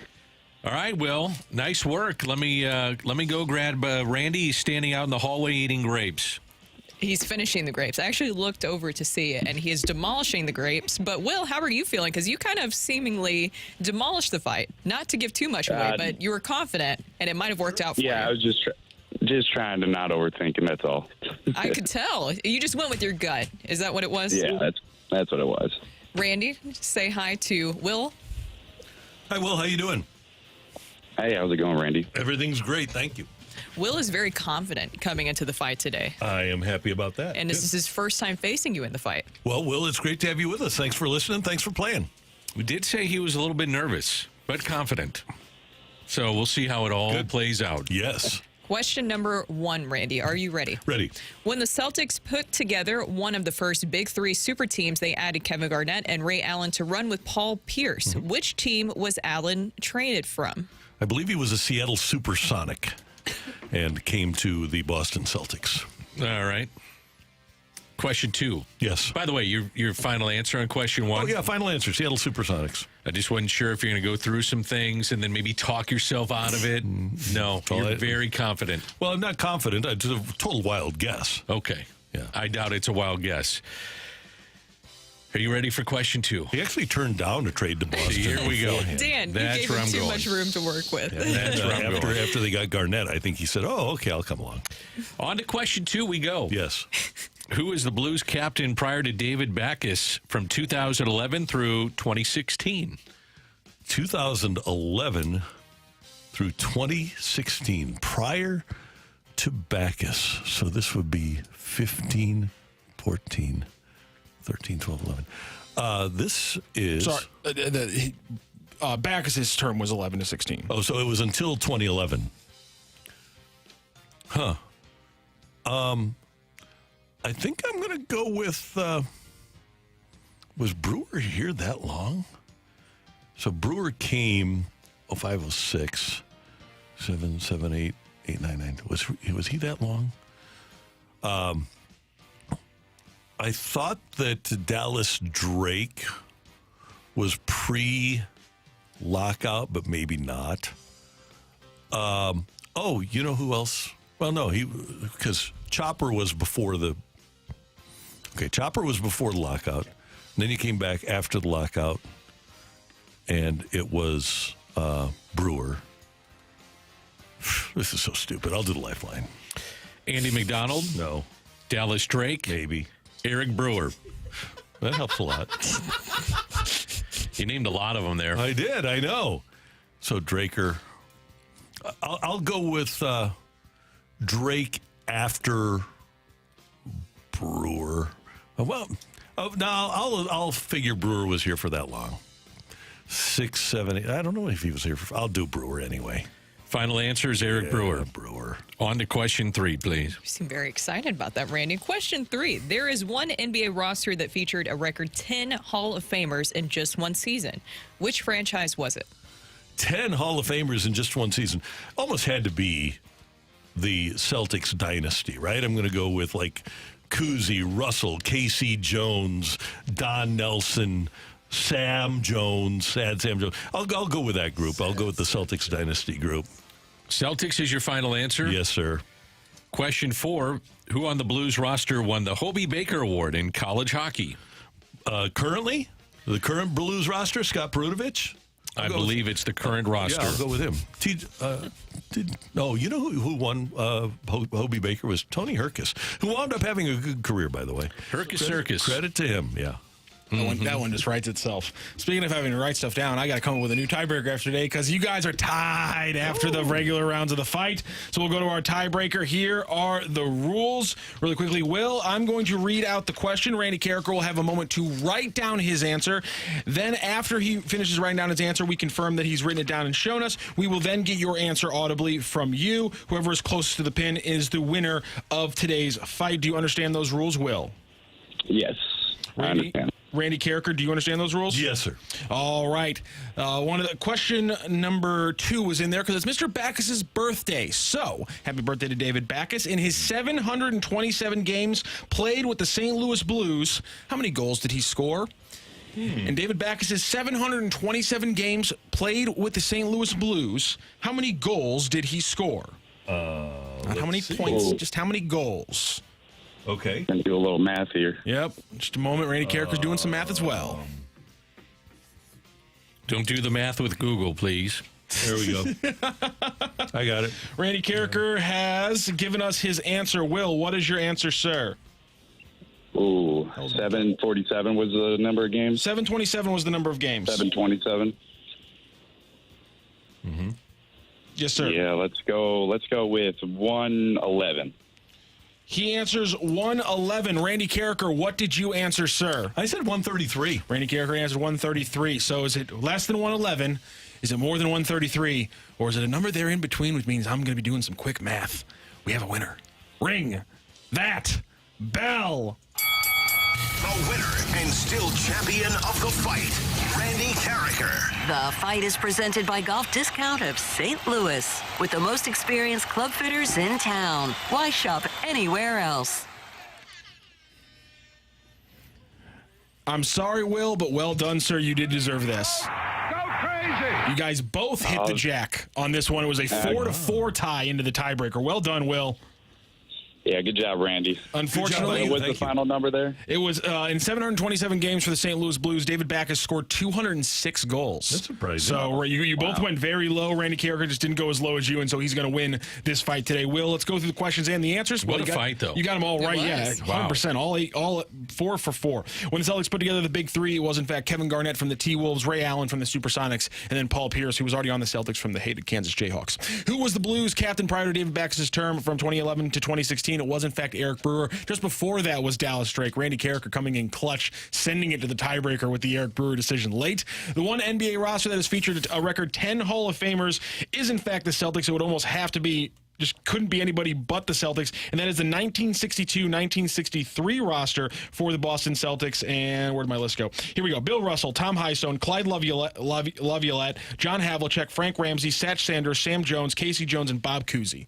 There you go. Bam. All 10 right there on one roster. And that's not even including the head coach. Absolutely insane. And who on the Blues roster won the Hobie Baker Award in college hockey? We keep saying it every time we talk about him. He's going to be so good because it has to be Scott Perunovich who won the Hobie Baker Award. Oh. And he's got to be incredible at some point because he won the Hobie Baker Award. So a 4-4 tie for Randy and Will, and then Randy takes him down in the tiebreaker. Will, thank you so much for joining the fight and joining the show today. All right, thanks, guys. Have a good day. You too. Thanks, Thank Will. you very much. Do we not bring it up every time we mention Scott Perunovich for the exact reason of like, come on, he should be good. Yes. We should. Thank you. We do bring it up. That's all I'm Quite a saying bit. is we point it up. We bring it up every time. Yeah. Who do you think the best Hobie Baker Award winner has been? Or the best on the Blues? There have not been. I don't know enough old Blues rosters for like players to jump out at me when I'm looking at the list of like Hobie Baker winners. Like I just don't know enough like 80s and 90s Blues of like which random player that's jumping out like played for the Blues for 3 seasons who had won the Hobie Baker. It feels to me like there's more that don't wind up being great than do. I'm guessing though that for a long time the college hockey route was the lesser of the routes to pro hockey. And so obviously those guys are going to be not as talented as the guys who came through the European or Canadian ranks. Actually, it's pretty good. Perunovich, Cale Makar, Adam Gaudette, who's in the Blues system now, had, I think 44 goals.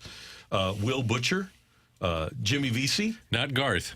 No, And Macklin Calabrini, who's supposed to be the number 1 overall pick, just won it as well. Okay. Jack Eichel, Johnny Goodrow. Okay, it's pretty good. Drew LeBlanc, Jack Connolly. I don't know Andy Meal. Oh, by the way, did you guys see that the guy who started in goal last night for Toronto and won the game, St. Louis guy, grew up in Dardenne? I had no idea until you said that. Yeah. Via text message last night. It's not Dardenne. No, it's Dardenne. The links at Dardenne. I've been saying Dardenne Prairie my entire life. Let's work on that. We can change. I thought it was Dardenne this entire time. It does look like Tell me it's not. It's Dardenne. Good Lord, this is my worst. This is as bad as when I was like 15 years old and I mispronounced Bob Bragg and my mom slapped me. Joseph Wall, and he played great for them. And then he was. You talk about flatline for a goalie after the game, after he wins the game to keep the Maple Leafs alive. You talk about cool, calm, and collected. Holy smokes! So good luck to him the rest of the way. I'm rooting for the Leafs now because of him. Nice fight there, Randall. Thank you. Texter texted a name that did jump out to me when I was looking at that list. Paul Carrillo was a Hobie Baker Award winner. Oh, there you go. Former Blue. He was a nice kid. Remember when he was here? I do. Somebody told, was it Scott Stevens who took his head off? You talking about Paul Correa? Who took Paul Correa's head off? Oh, yeah, it was Scott Stevens. Yeah, he did it to Lindros, and then he did it to Paul Correa. Jeff Courtnall got Jeremy Roenick one time. He sure did. That was great. Hey, coming up, does the super team still work in sports? That's coming your way on 101 ESPN.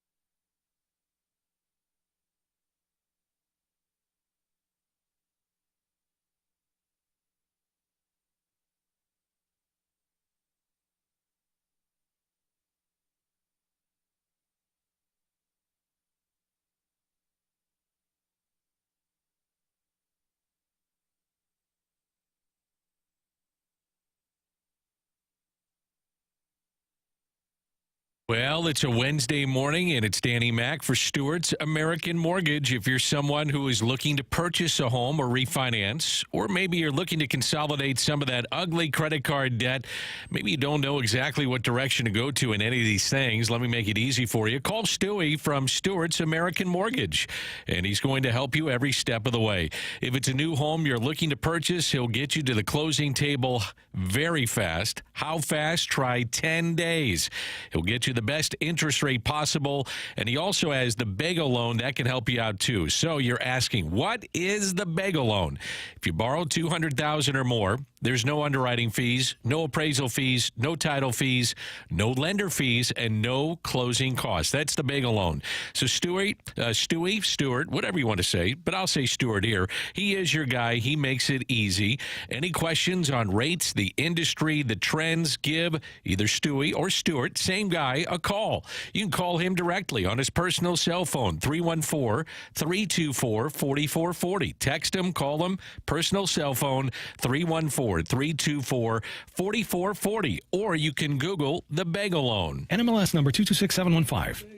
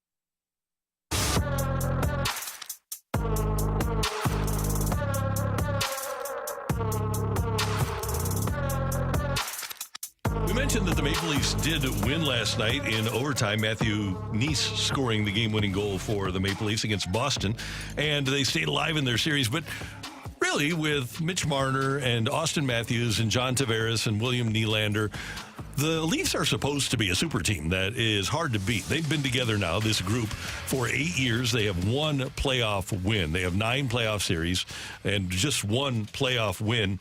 And when you look around now and you see the people that were parts of super teams, I think we could argue that the Golden State Warriors with Durant, along with Draymond Green, Klay Thompson, Steph Curry, that was a super team. The Lakers should have been a super team. They haven't wound up being that. It just seems to me like in sports, and maybe this is in part because of money, the draft and develop philosophy seems to be working in hockey and in basketball. The winter 6-month-long sports, draft and develop seems to be working more than veteran old guys. It's really tough to tell because, of course, you can never have enough talent. You want the superstars. We always talk about that. You need multiple superstars on the team. Is it more about somebody who's able to wrangle all those personalities and is able to make them put their egos aside? Just recently, I can think of, with the Blues Stanley Cup run, you look at what Craig Berube was able to do. When he took over after Mike Yeo, seeing how much that locker room changed, you had a lot of different, very talented players in that room, but Craig Berube was able to really have them put their egos aside and come together as a group. So is that what it's about more? But I don't think that team was very talented. I think that team was an exceptionally hardworking team. They didn't have anybody like a Zach Hyman or a Connor McDavid or a Leon Draisaitl or even when you look at the Toronto guys, the Blues didn't. I don't think that there was nobody on that team. Let me put it this way: capable of winning an MVP award. I would say maybe Bennington. Yeah, maybe Bennington. Yeah, but I'm talking about skaters. We didn't know anything about him until. You'd heard about him a little bit in the minor leagues, but you had no idea what was about to come. You're talking about putting ego aside. I would say putting money aside. Coming into a situation where superstars say, I'll accept less to be a part of this, buy in lesser roles, to your point, putting egos aside. And I think this really started when you had free agency. And there's been super teams in the past with draft and development, like we were talking about with the Celtics. But in free agency, I think this started with the Dream Team. Like, organizations looked at this and said, man, maybe we can do this on a level that we do it in. We just did it in the Olympics, but can this be done in pro sports? I just think a lot of teams looked at that as being the example moving forward, if you can pull it off. And we even mentioned the Miami Heat. Right, and that's kind of the last one where it was a bunch of free agents that got together. Exactly. The Warriors, to their credit, that was a draft and develop group with Thompson, Curry, and Green. But when you look now at what the NBA is offering, the number 1 seed in the West, the Oklahoma City Thunder, it's a bunch of kids. The Minnesota Timberwolves, it's a bunch of kids. The biggest stars in the game, Curry, James, are out now.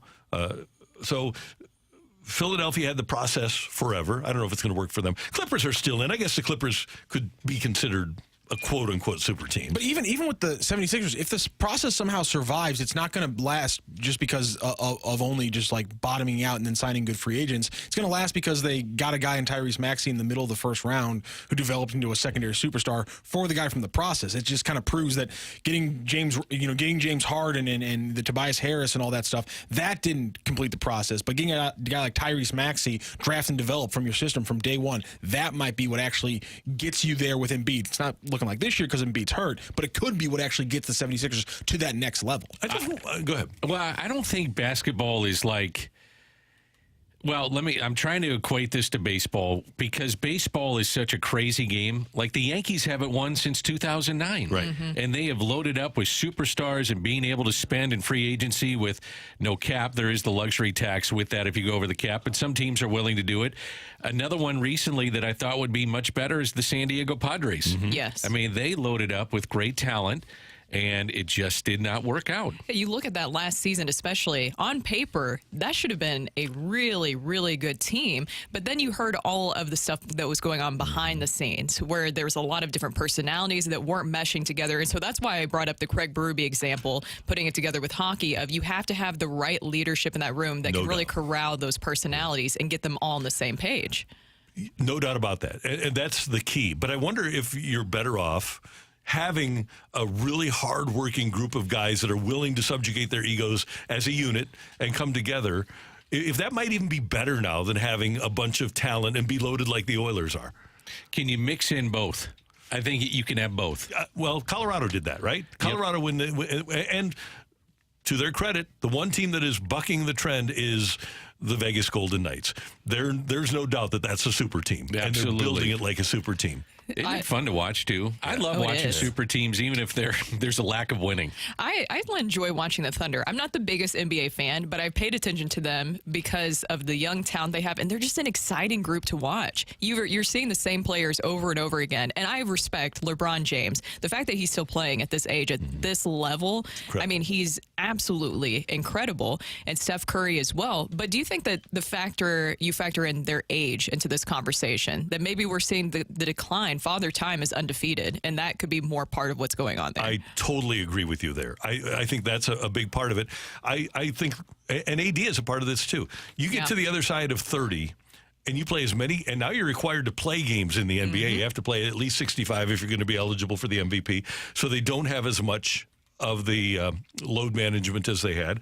And as you get older, you're more apt to get injury. Jimmy Butler got hurt. I know it's a knee injury, but Miami doesn't have Jimmy Butler now. And it is. Brooke, to your point, you look at a young team like the Celtics. You look at a young team like the T-Wolves. You look at a young team like OKC. They seem to me to have a better chance to succeed in these particular playoffs. And by the way, hate to give credit, but let's give it where it's due. The Denver Nuggets have done a great job of drafting and developing. That's not a team built on free agency, but it's those teams now that in the playoffs that I look at, and Matthew, you watch more playoff basketball than I do, they seem to be the ones with the best chance to win this thing. Yeah, absolutely. You get your core player, you get two or three guys, and then you don't bring in stars. I think Aaron Gordon's a great example of kind of old school team building, and like this, they have their homegrown guys in Jokic and Murray, the kind of stars that they hit that weren't top 10 picks, and they took another team's star who never actually was coached the right way, was never taught to play the right way in Aaron Gordon, bring him into your system, and now you coach him up in your system as a young player. I kind of feel like that's what we see the all-time greats do. We don't think about guys going on to those teams to chase rings. But we don't talk about the guy who was a 26-year-old free agent who was better than he ever had been in his career with that championship squad because they the tide raises all boats. That's an important factor. It's not about the star you bring in. It's how well that you can bring in that mid-range free agent and bring them and incorporate that into your system. But you need the homegrown guys who have been there for 4 or 5 years to give you the base. 619 says, has there been a super team in hockey? I can think two, and they did it two different ways. One was the Oilers, and Gretzky, Curry, Anderson, Messier, Coffey, Grant Fuhr. And then I look at Detroit when they went out and got everybody, and they were awesome. So it's two different ways to do it. You know, some of those guys with the Oilers were drafted there, brought in, developed, and then you look at what the Red Wings did. Luke Robitaille, Brett Hull, Dominic Hasek, Chris Chelios, Brendan Shanahan. I mean, they were just loaded, and it just seemed like there was no chance of them winning games. We were talking about Eric Brewer being a captain, and one of the games I know you'll remember, Randy, that I remember that was tough to watch was the night that they retired Brett Hull's jersey, and it was against the Red Wings. And about 5 minutes in, it was 5-0. Yeah, it was incredible just how good they were. And you have another super team currently. We talk about the Dodgers all the time and their checkbook baseball. Yeah, that's a good one. But they haven't won a World Series since 2020, which I know that it's hard to do that. But when they are spending money like they are, that doesn't always equate to championships. No, that's the biggest thing. I think that's the point here is the Cardinals. I think we could argue that the 2014 was a super team, pretty much brought in from the outside. 2011 was draft and develop, though. Yeah, and you can do it both. I think you used to do it both ways better, but I think we've reached a point now, and it's probably more because of the choices of ownership and not wanting to spend a ton of money, that the best teams are going to be drafted and developed. I think you have to draft and then supplement with free agents. Houston Astros. Yep. We got a text here from 314. It just feels like the NBA doesn't have stars in their prime right now. I want to address that only because, right before Kerry Davis moved to the fast lane, me and him made a bet on the air that Anthony Edwards would win an MVP in the next 5 years. That's a great example of 6 months ago, a casual NBA fan might not have known who Anthony Edwards was or how good he was. You now know because of this playoff run that he's the next star in the NBA. He's the next guy coming up. He will probably win an MVP or be on that rung for the next 5 years. Young stars develop every year in the NBA. Ja Morant developed and then disappeared because he got hurt. For all we know, he comes back and all of a sudden that's another young star. There's young guys in the NBA. It's looking good. I think that's a good point. Yeah, because Anthony Edwards, not somebody I paid attention to or even knew, but now I know who he is. One, when he goes up against KD, because he talked about how KD was his idol, Kevin Durant, and how much he looked up against him, and just seeing those two go back and forth, and Anthony Edwards saying afterwards that he just wants to kill everything in front of him. You can see that tenacity that he brings on the court. I like young players like that. I do too. And Doncic is in his prime. He's a superstar. Embiid has an MVP under his belt. He's in his prime. Obviously, Jokic has 2 MVPs. He's in his prime. I get what you're saying about Durant and LeBron and Curry kind of phasing out, but there are guys. If you're Giannis, there are guys if you're watching that have won MVPs that are playing great that are in their prime. Jason Tatum, perfect example. Going back to what you were saying, Randy, about drafting and developing, I think a misconception about the Yankees' late 1990s teams was that they had Jeter, Rivera, Bernie Williams, Posada. I mean, these were all guys drafted. Pettit was drafted and developed, and then they went out. Now, they did have big checkbooks to supplement a Tino Martinez and a Scott Brosius and some of the guys that they brought in.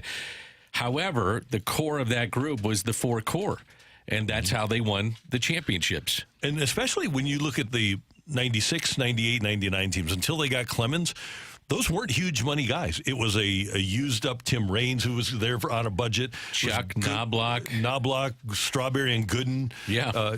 Chad Curtis. You know, it wasn't until they got Clemens and then they did the A-Rod deal. It really wasn't a huge money team, and the core was the core, right? It was those people that you mentioned that they had brought up. It was a developed team and a pretty good manager. Yeah, but here's the other. Who used the guys properly. And here's the biggest thing about that team. You mentioned the names: Posada, Jeter, Williams, Pettit, Rivera. Up the middle. All up the middle. Yep. The core of their defense and middle of their lineup, to an extent, was guys that they developed. Right. A quick rush hour reset coming your way next on 101 ESPN.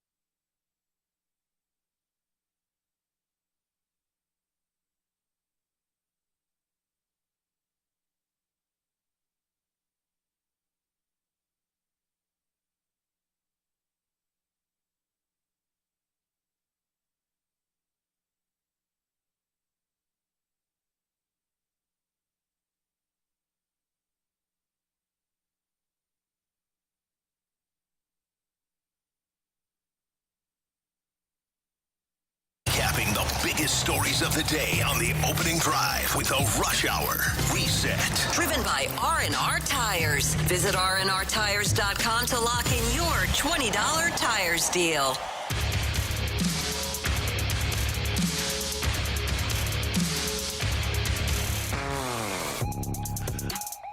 With Brooke Grimsley, Danny Mack, and Matthew Rocchio, I'm Randy Carricker. It is the opening drive on 101 ESPN 912. Time check brought to you by Clarkson Jewelers, an officially licensed Rolex jeweler. We don't get a chance to do this much, but the Cardinals are playing a morning game today.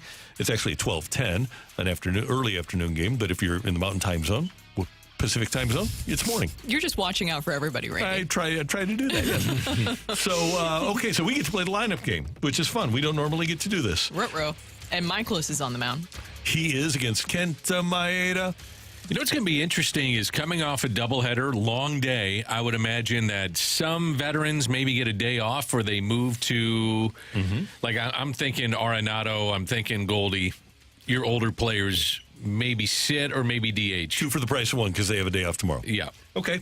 So can we all agree, though, that Donnie Baseball is going to lead off? Yes. Do we get do the little noises for us?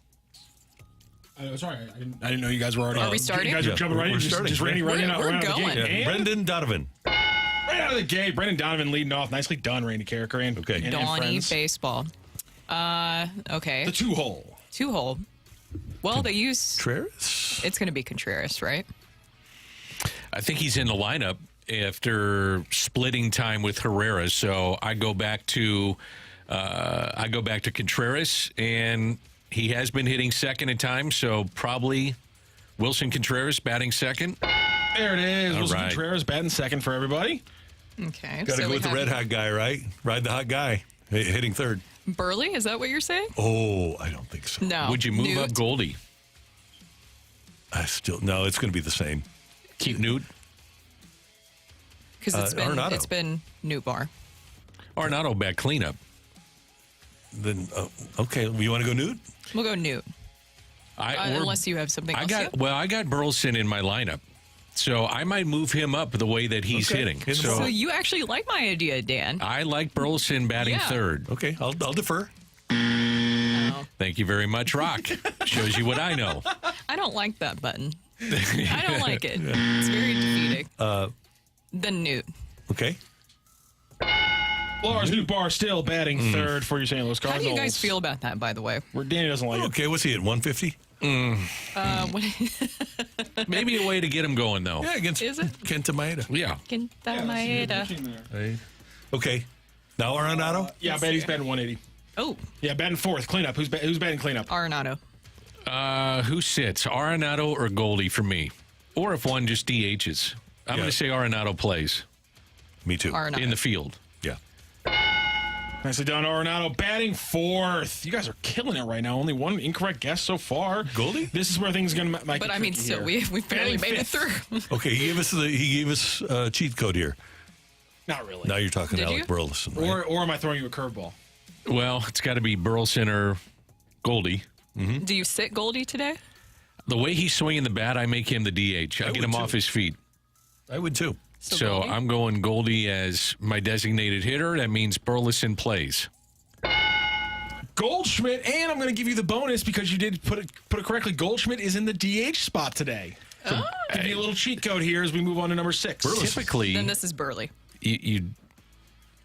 Typically you give a guy a day off. Your veterans will get a day off, but the way that he's swinging the bat, I don't want him coming out of my lineup. So I got to keep him in.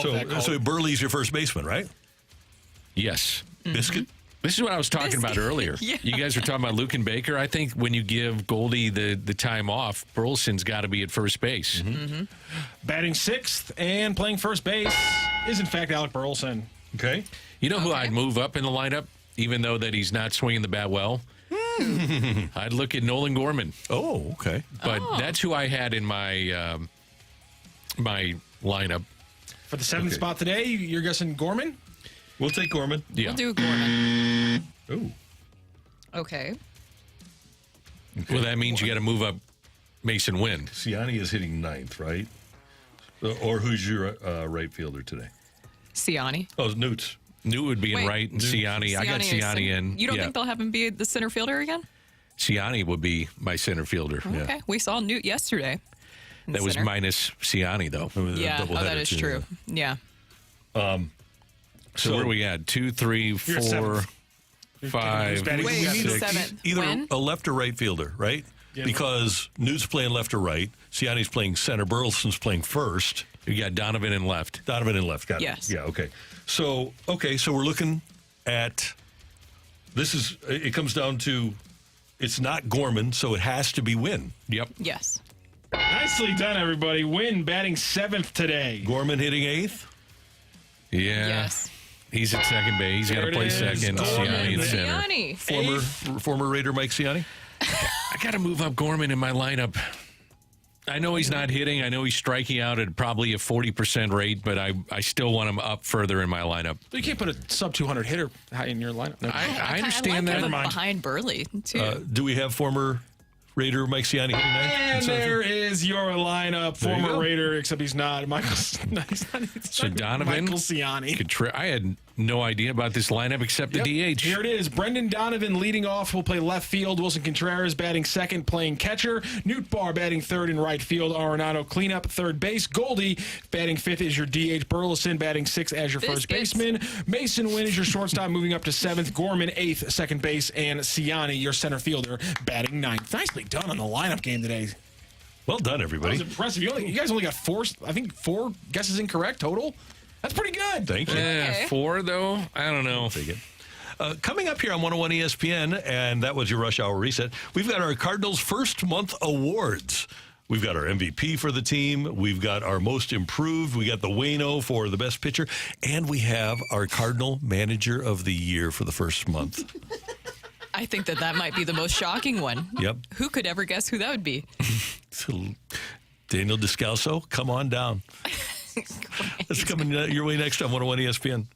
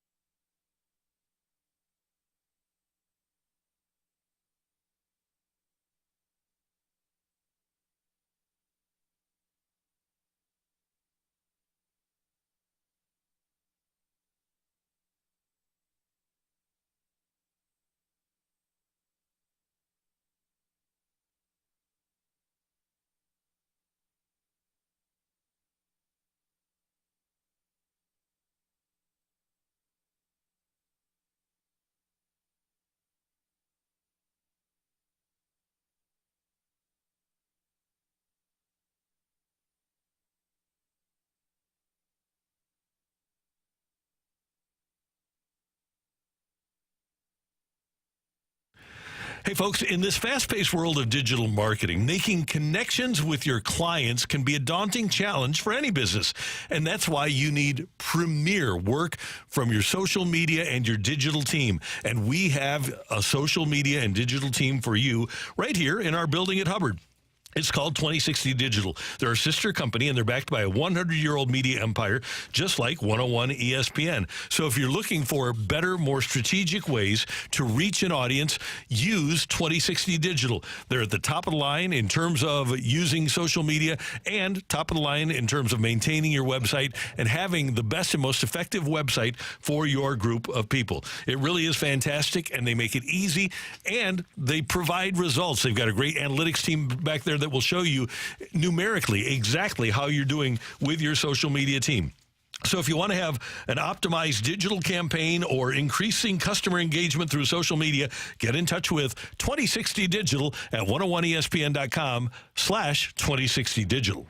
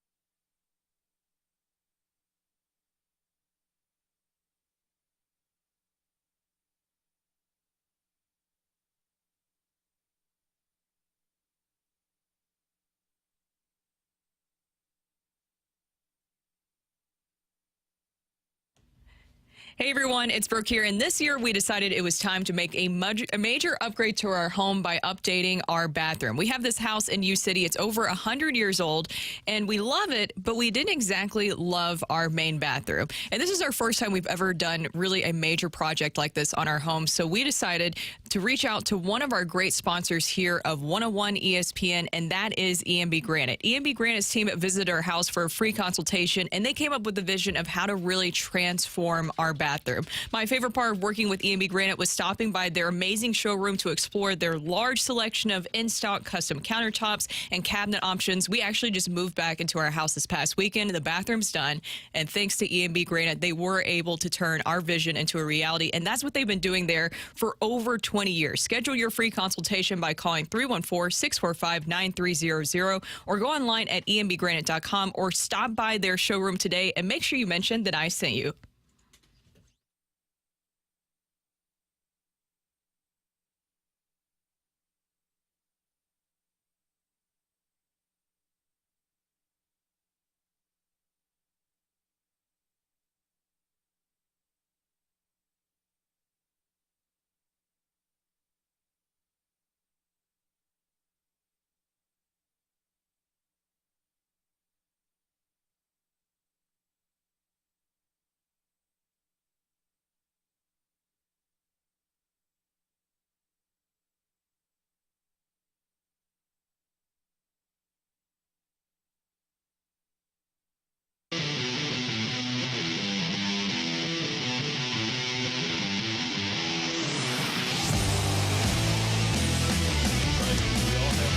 For the Cardinals 1 month awards. Let's start with our Cardinals MVP for April. Brooke, who you got? Straight out of Smyrna, Tennessee, my MVP is going to be the Sonny Gray with 3 wins under his belt and just 1 loss. 1.16 ERA for Sonny Gray, and he continues just to look as advertised, and he is exactly what the Cardinals needed at the front of the rotation. Everything that he's doing right now, I like Sonny Gray so much, and I'm so excited to have him here. Well, last year you had 41 leads lost. You had 28 blown saves. So my MVP in the back end of games, he's shutting the door. He has been perfect so far this season with 10 saves. First to get to 10, I'm going with Ryan Helsley, who, by the way, is also my Waino Award winner as well. MVP and Waino Award winner. That's what I had for Sonny Gray. I also had him as the MVP, but I had him as the Waino Award winner as well. Can you have him win both? I mean, it rarely happens in baseball overall. And, you know, the MVP, Cy Young Awards, they always say MVP different than Cy Young. Cy Young just for pitchers, shouldn't be an MVP. But I went with one guy to win both. I don't think enough starting pitchers win MVP. I'm with you.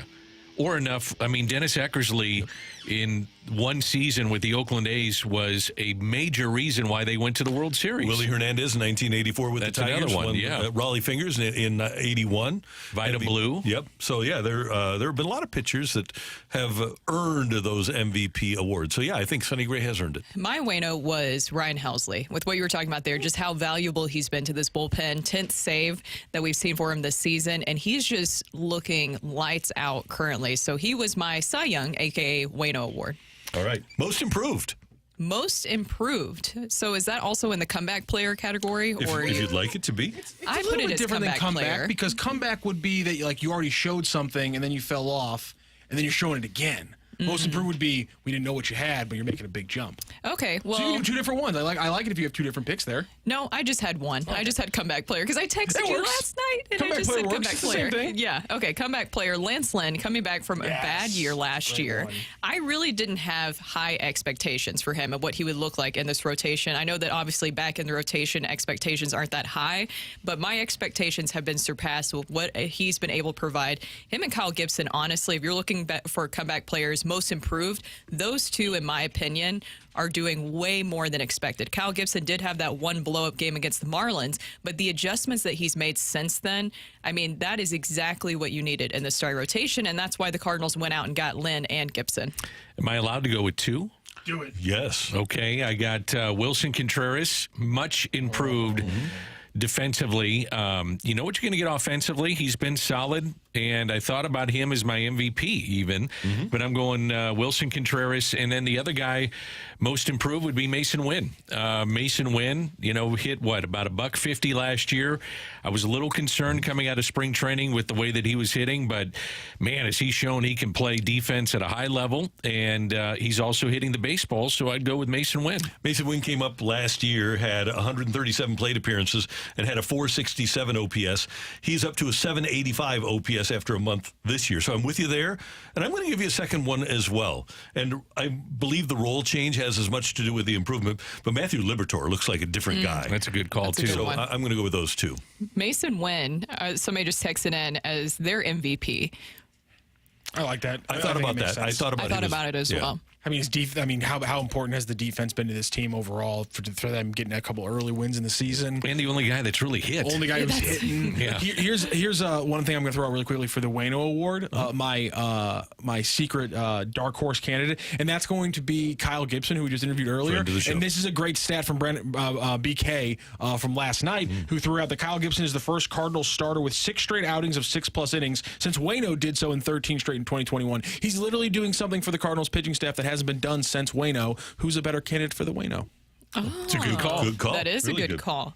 By the good way, stat, too. From the 636, Gibson for sure. Lynn hasn't been very good. Do you guys agree with that? I think Lynn's given me what the Cardinals expected to get from him. Exactly. I look at like Gibson, Lynn, and Gray, put them all together as your free agent signings for the rotation, and their ERA is under 3. Yep, as a portfolio, they're great. Yeah. All right, biggest disappointment, I think we can all agree. Are we unanimous on Jordan Walker? Yeah. Yeah. Unfortunately, yes. Yeah. I was going to throw Newt Bar in there. We were talking, though, off the air, Randy. You made a great point. I mean, he had such a limited time in spring training, a quick rehab assignment, and he just hasn't come up and done what we all expected. And I was going to throw Steven Matz in there, too. Steven Matz hasn't been what you needed nor expected coming into the season. I think I would go with Steven Matz, especially with what we saw yesterday. Now he's dealing with lower back issues. How long has he had those? No, you already did it twice. I know, exactly. It's already been 3 times now, No, Dan. Randall. It's No. too much. No. But Matthew, thank you. the Cardinals are now in a position where you don't have really many other options for your starting rotation because you send Zach Thompson down, and you don't know what you have with some of the other guys, some of the younger guys like a McGreevy or Graceffo. And Sim Robertson, you would like to see him come up eventually, but it might be too soon. So you're in a tough position with Matt, and it's just the continued injury history that he's had over the years. And they even tried to really have a slow introduction with him into spring training to avoid that. But once again, you're in this position with him. I really like Steven Matz. Great guy. And somebody that you want to be your friend, and I'd like to ride bikes with him because he's a bike rider. but I've come to expect him being hurt. Yes. Unfortunately, yes. I'm going to throw a couple of guys in there, too, as a two-headed monster to lead into my MVP, but they should be recognized, and that's JoJo Romero and Andrew Kittredge in the way that they've thrown. I still go back to last year with 41 leads lost. You win half of those games, you're talking about potentially being a playoff team a year ago. Yeah, you build a bullpen for any manager, and they're going to be better. And our first month manager of the year for the Cardinals is... Ollie Marmol. Ollie Marmol. Shocking. Did everybody have that? Yeah. You went out on a limb on that one. They're no longer in the cellar. They've battled their way into fourth place. 4.5 games out, but playing better. Got the White Sox this weekend. Terrible team. Mm-hmm. You know what? We're talking this time next week, probably a little bit different story. I would hope. I would think. Exactly. I know a lot of people want to find more negatives than positives with Ollie Marmol, but what are some positives that you have seen with Ollie Marmol this season compared to last year? I think how he's handled the bullpen. You know, that's one of the things that he can control. I go back to yesterday. He did not go to his bullpen when Gibson was kind of on the ropes with the bases loaded, stuck with him. Very smart decision. If that would have backfired, there'd be a ton of people saying, well, you should have kept Gibson in. It worked. And the way that they have found a role for Romero, the way that they found a role for Kittredge, what Helsley's doing, 7, 8, and 9, I mean, give him some credit the way that he's used them. I think his use of the bullpen has been great, and he clearly listens to the show, which is great. But I always go back to the HGH. Was it HGH? Holland? No, it was the Kansas City bullpen. HDH. It was Herrera, Davis, Holland. I love having a lead after 6 and using guys like he's using Romero, Kittredge, and Helsley to close things out. Give yourselves 9 outs whenever you have a 3-run lead or less after 6, and he's done that. Will you get all 3 today with a quick turnaround? I think that's something to keep an eye on in this game because Michaelis doesn't go deep. Can you bridge the gap to the big 3? And if the big 3 are even available, then Romero drops down to your 8th inning, and then I would say Kittredge would be my closer. Pretty good. By the way, the Cardinals and Tums are teaming up to present fans with a special discount offer. You can purchase tickets for $8, $18 field box seats to watch the Cardinals take on the Mets next week. Limited number of those tickets are available. Go to cardinals.com/Tums for the $8 ticket offer. If there was ever a time to have a manager promote that night, that's Tums night. Tums night. with your stomach churning with every game. Yeah, pretty good. And by the way,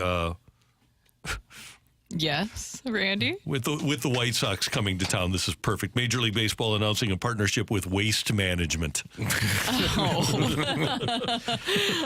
They've been awful. Although ever since they got Tommy Pham, they played better. I'm not saying he's the reason why, but maybe he's a good luck charm. They just swept somebody. I'm adamant that they've been cursed ever since they built a new stadium and put a giant arrow going down on the facade. Oh, yeah, guaranteed Ever rate. since you put guaranteed rate and just a giant arrow pointing downwards, you screwed yourself. The Indianapolis Colts aren't out here turning their horseshoe upside down. What are you doing? You're messing with the baseball gods. Exactly. That's what you're doing. Yep. Yeah. So they swept the Rays. So that's not great for the Rays to get swept by the White Sox. Coming up next year on 101 ESPN, the new athletic director at Missouri, the University of Missouri, wants to get closer to St. Louis. How can he do that? That's next on 101 ESPN.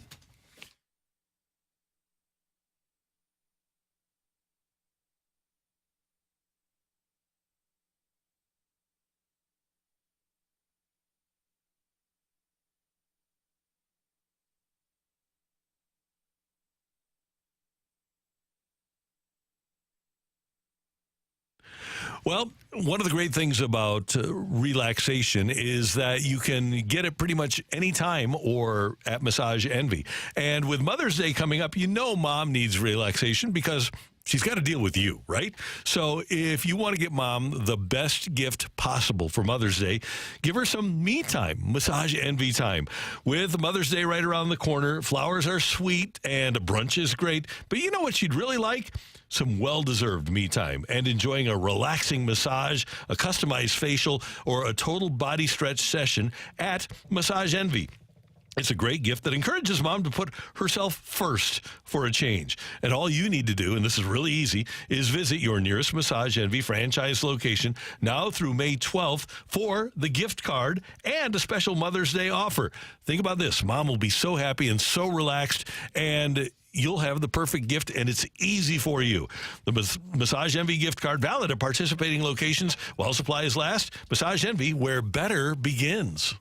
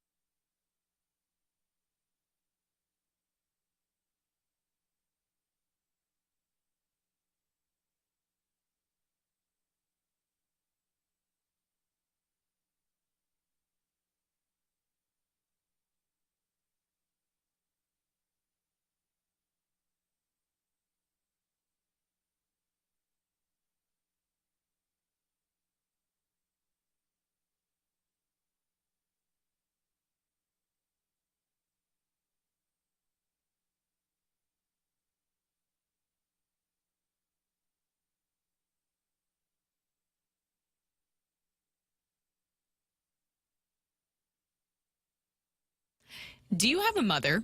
Well, I would hope so. Or is there a mom in your life that you need to get a special gift for Mother's Day? Which, by the way, guys, that's coming up on May 12th. That's really, really soon. Here's the thing. I know the perfect place where you can get a gift for that mom in your life. Go visit my friends at Decor Interiors and Jewelry. It's in Chesterfield at Olive and Woods Mill Road. Right when you walk in, you will just be blown away by all of the options. The owner, Joe, he is such a kind and great guy, and he will really treat you like family. I actually stopped by this past weekend because I had to pick out a wedding band because that is where I got my wedding ring. And I got sidetracked and spent an hour with Joe and his staff just looking at all of the jewelry they have in just in time for Mother's Day. What's big right now? Well, that would be diamond tennis bracelets and necklaces, the best quality in town. And what about a birthstone for the mother of your child? You know, I am a July baby, so they have rubies there, and they look absolutely beautiful. And they always take time to educate you on your purchase. So why not have them help you find the perfect Mother's Day gift for the mother in your life? Go stop by Decor Showroom today and tell them I sent you. Decor, always unique, always affordable.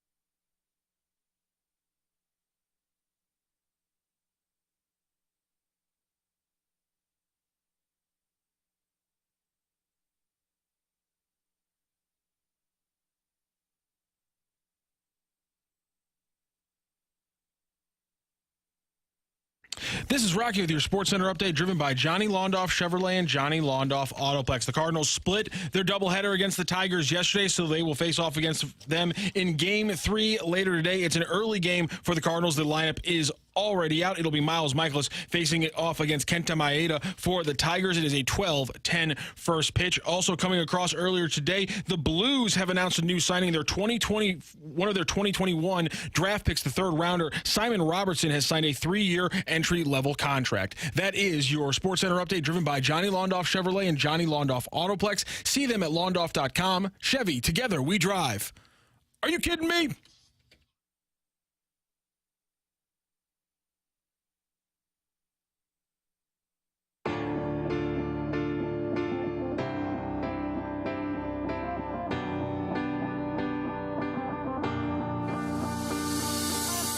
Well, first of all, we have to be in St. Louis. I mean, it is the number one, largest and most critical market for us. So anything we can do, whether that's events, whether that's competitive events, just being over there as a staff and reaching out, we got to come to you. And we're going to ask y'all to make the trip over down I-70 to Columbia Mo a lot. So we need to be there and be present. So, yeah, I want us to continue to be creative and aggressive and try to find every opportunity to be with you there in St. Louis.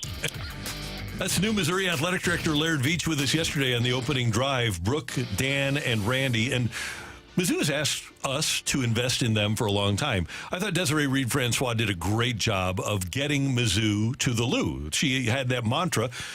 Not only did the football game come here against Memphis last year, but we have the annual Bush Bragging Rights game. It's a McBride and Son Bragging Rights game now. We also last year had wrestling in town. Every year there's a baseball game, a Mizzou baseball game in town against SLU. I believe that Mizzou has done, in general, a pretty good job. I just think they need to market harder and better to get St. Louis into their stadium. And by the way, on the 9th, 1 week from tomorrow, Mizzou's going to be over at Chicken and Pickle, and you can go to their website, mutigers.com, for MU's coming home tour. But I really do think that Mizzou, as great as things are in St. Louis now, I think they can even do better. Ooh, Chicken and Pickle, by the way. Love that place. So it's worth going out there. So when you're saying more marketing, are you saying, because remember they had billboards out for a while, and I saw those everywhere around town. More of that or more events like what you're talking about with Chicken and Pickle, where you're just out in the community locally in St. Louis more? I think this is effective, having the people, the big wheels, Dennis Gates, Eli Drinkwitz, Laird Veatch come to town and meet with fans. That being said, I think the biggest and best thing they can do to connect is go on during the football season, go on every media, have your players, have your assistant coaches, have your head coach on media in St. Louis, and show us that you really do think of yourself as St. Louis's football team. I think a lot of fans were wait and see over the years. And number one thing that'll get fans involved is winning. I'd be shocked if we don't see the percentage of St. Louis fans not go up when you start getting football the way that it is. So number one for me would be winning. The other part of that, though, Dan, is Barry Odom. There was a group of players, the St. Louis 7 a few years ago, and Mizzou didn't get any of them. And Barry Odom privately told people how they're all overrated. And that's just not a good look. As Laird Veatch says, your number one market, you've got to get kids from that number one market to play for you. And the number one thing for me is that it's recruiting. And that's why Eli Drinkwitz has been so good, is because he's recruiting locally. You see him, you can see him all the time going to high school games. He makes himself very visible out here in St. Louis. And doing that will continue to drive more St. Louisans to pay attention to the games. Even if they aren't an alma mater, you're going to go show up to go support and see the local kids, are you not? Totally. I looked at number 2 on my list. Show the difference it can make if a alum gets involved with NIL. Saw it with Luther Burden. We're now seeing it with Brady Cook. So get local alums involved with the kids. And I think if you do that, if businesses get involved, their friends, their family members, more so, it starts to spread. All of a sudden, you get people involved and want to go to these games. And credit to Kaufman and Townsley. They support Luther Burden. I know that Emos is involved with Brady Cook. His family owns Emos, though, right? Isn't that correct? They own a number of locations. Right. Sugar Fire. Some Emos. Okay. And then you've got our friends at Schnucks who support Luther Burden. They're Old Vienna with the Luther Burden chips. And they'll get mentions. I hope it's worth their while to get involved on an NIL basis. But the key thing, Dan, you said it. If you're going to win, you've got to have businesses paying for the win. And this is a way that you can be a part owner of a franchise, of a big-time sports franchise, by getting involved with NIL. And Eli has done a great job with your point that you made about Barry Odom saying what he did about the local kids, but Eli's done a great job getting into local schools. And I wonder how aggressive Laird Veatch will be with athletic directors at high schools. Is that a far reach to say that all of a sudden you get more support? I don't think so. I think you get involved in the community as much as you can. You do the events that you're talking about, but bottom line, it's getting kids. And any way you can do it, I think more people will support you if you have local kids. And with NIL, you are able to get those kids more involved, the young athletes involved in this, because then you could also use that as leverage as well. If they need to get to know these businesses, what better way than outside of if you're from here in St. Louis, you come here to St. Louis, you can get to know some of these businesses, and it's another NIL possibility for them. So I think recruiting is a big thing. I'm interested to see Dennis Gates really tap into that a little bit more. I really like him as a coach, but recruiting here locally, I think, is still something that he needs to work on. And now you're going to have the competition of Conzo Martin, who worked well locally here. He's going to be part of that competition. This is hard off the top of our heads. Is the last best St. Louis superstar St. Louis basketball player to go to Mizzou Steve Stepanovich? Jimmy McKinney was pretty good. Yeah, okay, there you go. Good call. Good call. Young man out of Vashon, and he has... This is how old we're getting. Not you, Brooke, but we're getting is that Jimmy's got another kid, or has a kid himself, that's coming up. And I want to say he's in high school. I don't think he's in college yet, but a very good player. I think I'm right about that. Still been a while. Yeah, it has been a while. I'm trying to think who else would be on that list of really good high school kids that have decided to go to Mizzou. Norm always made the point, whether the kid was a dominant kid or not, he got the best player out of Missouri. Yeah. That was his goal, part of it in recruiting, that he had to get the best kid out of St. Louis or out of the state of Missouri to stay in state. This is a good point from the 617. Hold St. Louis Mizzou alum events open to the public with different famous alums speaking. So not even having just the younger players, of course, being involved, but bringing back some of those more notable alums helps a lot, too. And the Tiger Club of Greater St. Louis does that. You can go to MizzouTigerClubSTL.com. Every month they meet at Llewellyn's over at Webster. And the 39th Annual John Cadillac Classic Golf Tournament is going to be June 3rd over at Bogey Hills. I will be the MC for that event. Looking forward to it. And you can get more information, and if you'd like to sponsor or if you'd like to play, just go to MizzouTigerClubSTL.com. A foursome is $1,500. You can be a sponsor for several different levels, $3,500, $2,500, or $200. And if you want to get involved with Mizzou, then go to MizzouTigerClubSTL.com and participate in the golf tournament on June 3rd. 417 says Jimmy McKinney Jr. will be a sophomore at Vashon this upcoming season. Amazing. It is hard to believe, man. Amazing. Coming up, we're going to give away some tickets to the Cardinals, and we've got Rocc and Roll here on 101 ESPN.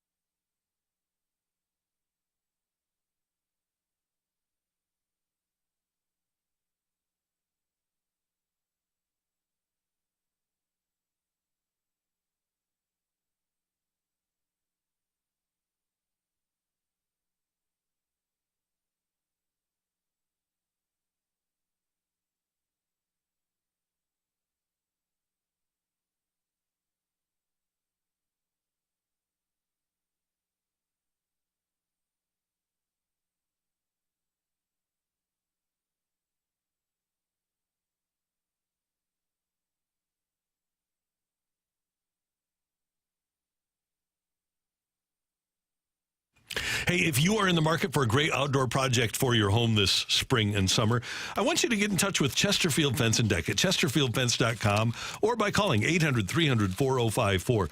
There are a lot of cool things about Chesterfield Fence and Deck, and you can see the work they do at chesterfieldfence.com. But they've been in business in St. Louis now for 56 years, and they've been one of the top names in home improvement with a commitment to putting quality and professionalism first in everything that they do. And they do a great job with fences, both cedar and vinyl. They've got beautiful cedar and vinyl decks, and the vinyl decks are Vecca deck, and they've got a new color in 2024, pewter, a gorgeous gray that has beautiful variation throughout for a more natural look. And if you want to put a sunroom or a screen room in. Maybe you just want to screen in that deck. You can do it with Chesterfield Fence and Deck. They'll do a free, no-obligation project design and mention the show and get 20% off your next outdoor project with Chesterfield Fence and Deck. The sign you have the very best.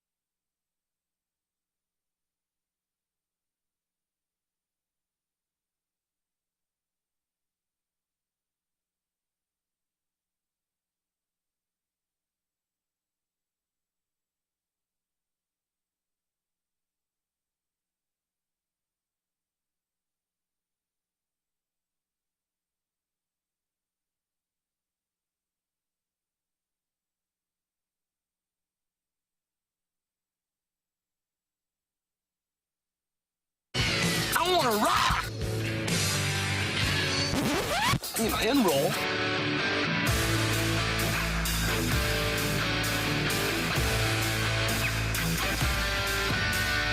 Let's rock. Let's rock today.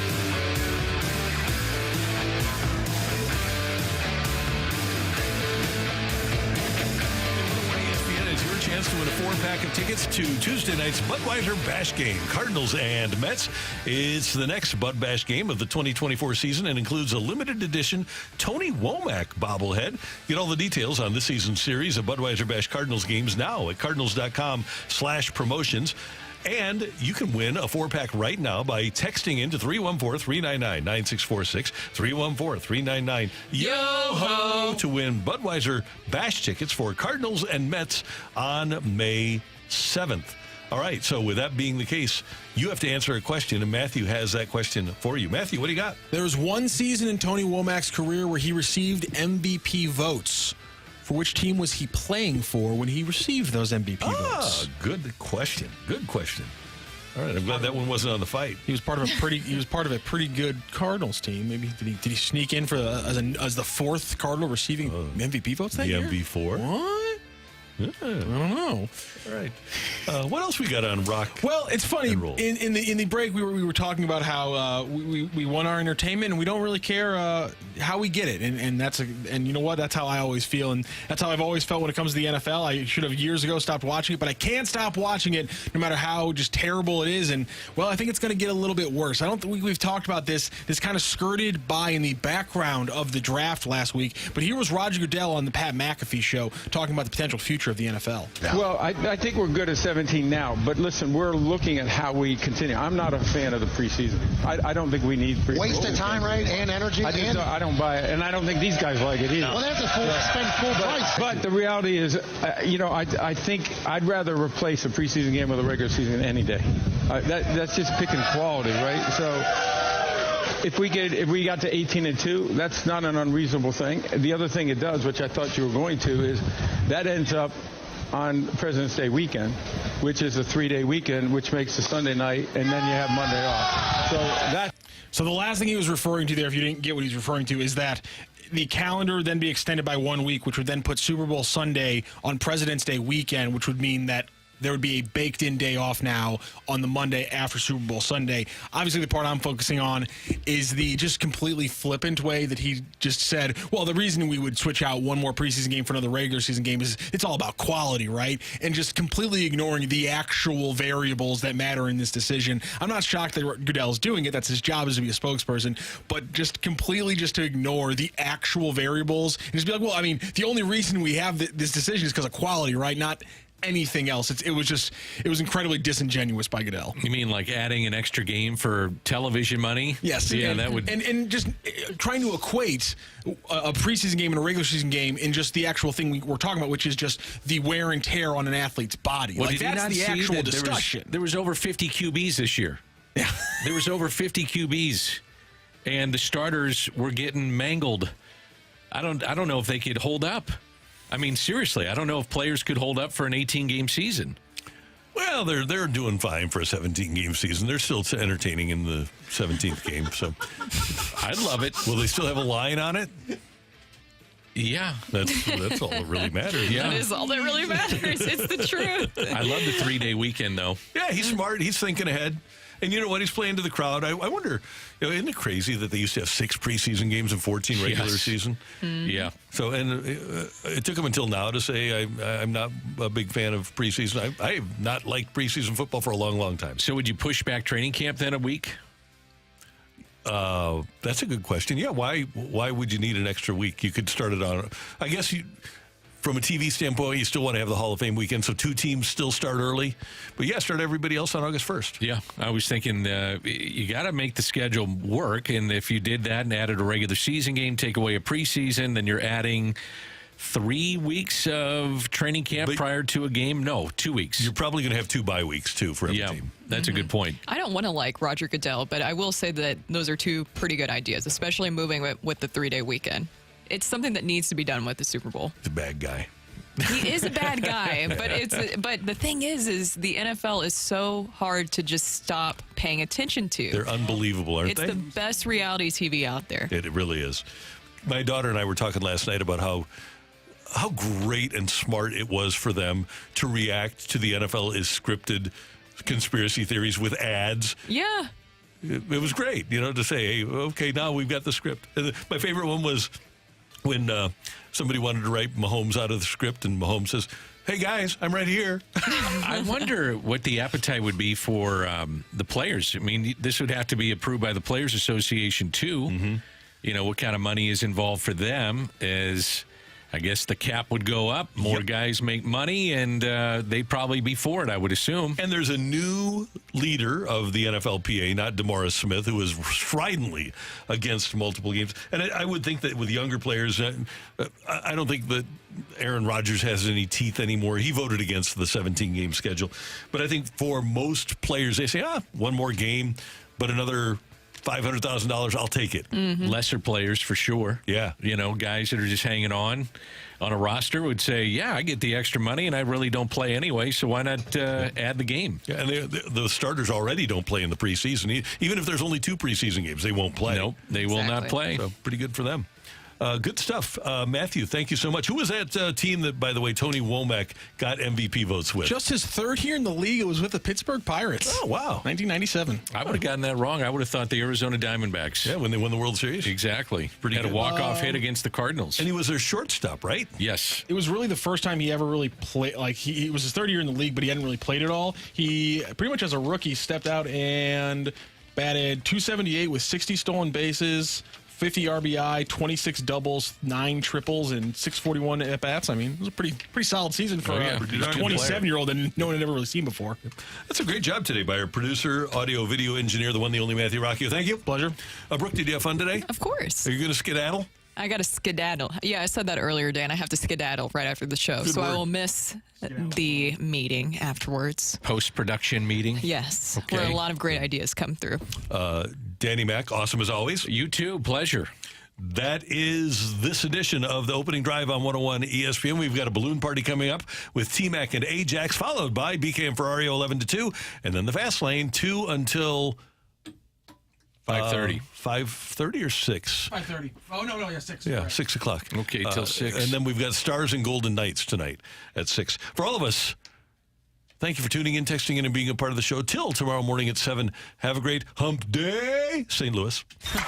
It's time for a DraftKings at Casino Queen Redbird report on 101 ESPN. Brooke Grimsley here for your Redbird report. It was a tale of two very different games, with the Cardinals splitting the doubleheader with the Tigers yesterday, winning Game 1 2-1, and then losing Game 2 by a score of 11-6. In Game 1, it was a pitcher's duel between Kyle Gibson and former Cardinal Jack Flaherty. Gibson giving up just 1 earned run on 4 hits while striking out 9 in 7 innings. Flaherty on the other side tossing a scoreless 6 2/3 while striking out 14. In Game 2, Steven Matz struggling on the mound, pitching just 3 1/3, allowing 4 runs on 7 hits. Cardinal skipper Oli Marmol saying after the game that Matz has been dealing with lower back issues this week, impacting his performance last night. Your Redbirds are back in action today. First pitch is at 12:10 with Miles Michaelis getting the start in the rubber match. The Redbird Report is presented by DraftKings at Casino